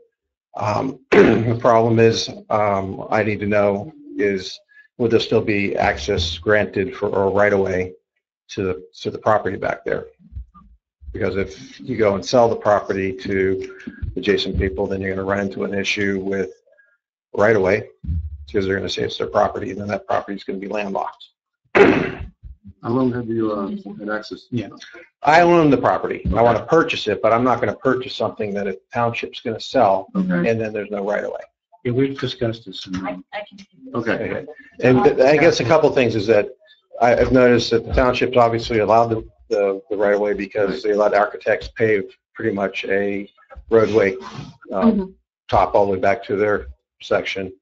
And the place has been, well, the house that I'm looking at, it's been there since 1975. So and there's one adjacent homeowner that had to build a shed and has paved to what architect has also put in there. So, and I guess the other thing is that if I purchase it, I wanted to be able to bring gas and city water down. And I talked to somebody, I can't remember now, building or Wayne in zoning, but he was saying because it's a township that you guys wouldn't allow that because of liability or something. I'm not quite sure. I can speak to that. The piece in question, and I tried to bring a couple maps. I got it. This little square right here, 0.33, and if you look at the colored map, it's this piece right here. The township took title to it a couple years ago, way after the driveway was put in. We took it in rem tax foreclosure because it was assessed to unknown and no one was paying taxes. There's also another piece just up the street a little bit. If you know where Mr. Rutledge lives, in between the two properties that he owns, there's another piece which he swears is his, but the township owns it. So that is on the list that we, for people who are on council in last year in December, the list that I gave you, those two pieces of property are on it. So the only thing the township can do is if they're going to give up the property, sell it, give a partial interest as way of an easement or something like that, you have to do it at public auction, and because it is an undersized lot, you have to offer it to all adjacent property owners, which is the two homes on either side, Architect's Golf Course, and the property that Mr. Schmidt is referring to. Now, so and I had a discussion with the mayor earlier about whether if Mr. Schmidt, as a contract purchaser, could make an offer to the township on behalf of this property, which is currently owned by a bank. I will be of the position that if he's under contract, that he could most certainly do that. I'm not under contract. No, I know, but if you were to be under contract, that you could make that offer or the bank. The question is that if, I know you were in seeing the assessor this morning and she called me when he was in her office. And the question was, what if someone else buys it? What if one of the property owners in the front buys it and they say, oh, this is my property, now you can't use it? That would be up for the property owners in the back. I would not be giving them legal advice, but I would presume that they would have a prescriptive easement because the property, it sounds like they've been using it since 1975. Well, that's when the house was built, so I'm Right, assuming. and how else would they get there? Right. So it's a pretty good argument. So, for example, if the township said you can't use that driveway anymore, they could file against the town and say, we have a prescriptive easement, you have to allow us to use it. If architects bought it and they didn't want to let this house use it, they could go against architects. One of the property owners bought it. But that's not really for the township per se to say. Right. Really, the only thing we can do is, But you could, I mean, you could put into the deed that there's a right of way.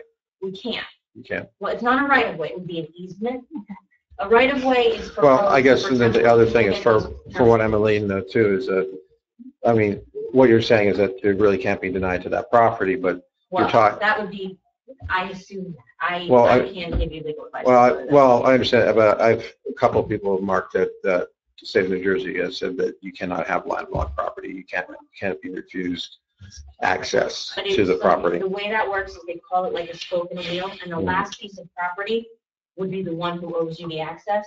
This piece was never part of your property that you're buying, so there's no, you can't say that just because that's the easiest way that we owe you access. So basically what you're saying is if I buy it, I could end up having to get a lawyer in that, so it's not worth my time now. Well, no, but like I said, the township, if we're going to offer it, and because it's so small, the assessor valued it at $200 would be the minimum bid that we would offer for it. Because really what the town wants to do, that's not necessarily the value of the property, because if the property owners in the front added to their property, that doesn't mean that their assessment's only going to go up by $200, it would certainly go up by more. But that's the current value in its existing state because you can't really do anything with it. But we would offer it, and then what we would do is we would send a letter out to all the adjacent property owners, and we would say, if you're interested, tell us. And then the ones who come back and say they're interested, then we send another letter out saying, give us your best offer then. Because sometimes no one comes back. Sometimes one person comes back, and we say, okay, you want to pay Well, $200? No. I mean, right now you got the guy on the left and right, they're taking care of the property for you anyway. Well, it's a road, so it sounds like Well, no, architects. well, I mean, but Oh, what's on the road and then what's the grass, the green space too. Sure. But I mean, it's the road. I don't know that the neighbors in the front would want to take over a road. I would. But so the township currently owns it. It was, the intent when we took it was to turn it back over, to get it somehow Right. back on the township. Because right now, the good news is because you foreclosed on it, you're not in the deficit paying the county and the school for taxes. Right. Because for years, that's what you were doing. You were paying for taxes you were never collecting. But now you're not collecting anything. So usually it's best to try to, whether it's to give it to the adjacent property owners or to sell it to someone else. If someone wanted it, they could buy it too. But the law requires you first to offer to the adjacent property owners. When I say offer it, not only offer the property for sale, but offer any interest in the property. So that's why I'm saying we couldn't just give you an easement, because the other property owners could say, well, you have to auction that off. You have to auction off it. So I'm not saying the township council could not do that. If you wanted to keep this property for some reason, and you wanted to just put an easement on it, you could do that. You would have to go out to, you'd have to offer it to the adjacent property owners. But I'm not sure that's in the best interest of the town, because then you would just own a property with someone else's driveway on it. And then what if there's potholes, and what if you want to fix it, that sort of thing. So I would recommend it's probably best to offer it. Now, that being said, the township committee, when it goes out and offers, you always reserve the right to reject all bids. Okay. So if you offer it to all the adjacent property owners and it's not working out the way you needed it to work out, you know, the price isn't right, whatever you wanted to do, you don't have to vote for it. Okay. So really, you're sending out letters saying, is anyone interested in this property? And then you can go from there. As far as bringing in sewer or gas or whatever you said, that would be for whoever actually owns it. At this point, the town owns it, but I don't think the town would give anyone access over township property. You'd have to get an easement for that as well. So I know back in December, the township committee authorized me to send those letters out to all the adjacent property owners. We put it on hold when the new mayor came in, because I wanted him to just be on board with what we were doing. I spoke to him before the meeting. Okay. I offered to update my memo a little bit and send it on to him so he can see all of the properties. Right. And maybe then we can have a discussion, Okay. you know, maybe at the next meeting, just what you want to do with all of them. Because what I had said last time was, if you send these letters out and then you get no offers, the next thing is to put it up for auction. So if you're Now, going to do that, you can do this it is all. if we want to sell the property. Sure, you could Suppose we keep give it. it away. No, We can't give it away. you have to offer to the adjacent property owners. The law, the statute says if it's an undersized lot, you must offer to the adjacent property owners first. A fair market value, which the assessor says is $2 million. If it was a regular size lot, then you have to auction it. You can't even offer it to the adjacent property owners. So I can update that a little bit. Sure, that'd be great. But I think you can take into, it's more, I don't want you to be discouraged that I know I just said a lot of no's. Well, I know, but I mean, the point is, I'm not, if I, you know, there's, could be, or, Right. and I'm not gonna shell out hundreds of dollars, you know, thousands of dollars, hundreds of thousands of dollars for a piece of property that I'm gonna have to deal with legal. If it's, you know, I'd rather, it can sit there and rot. And then you guys can deal with it, or Deutsche Bank, whoever owns it. You know. We'll keep looking into it. Great, thank you very much. Thank you, sir.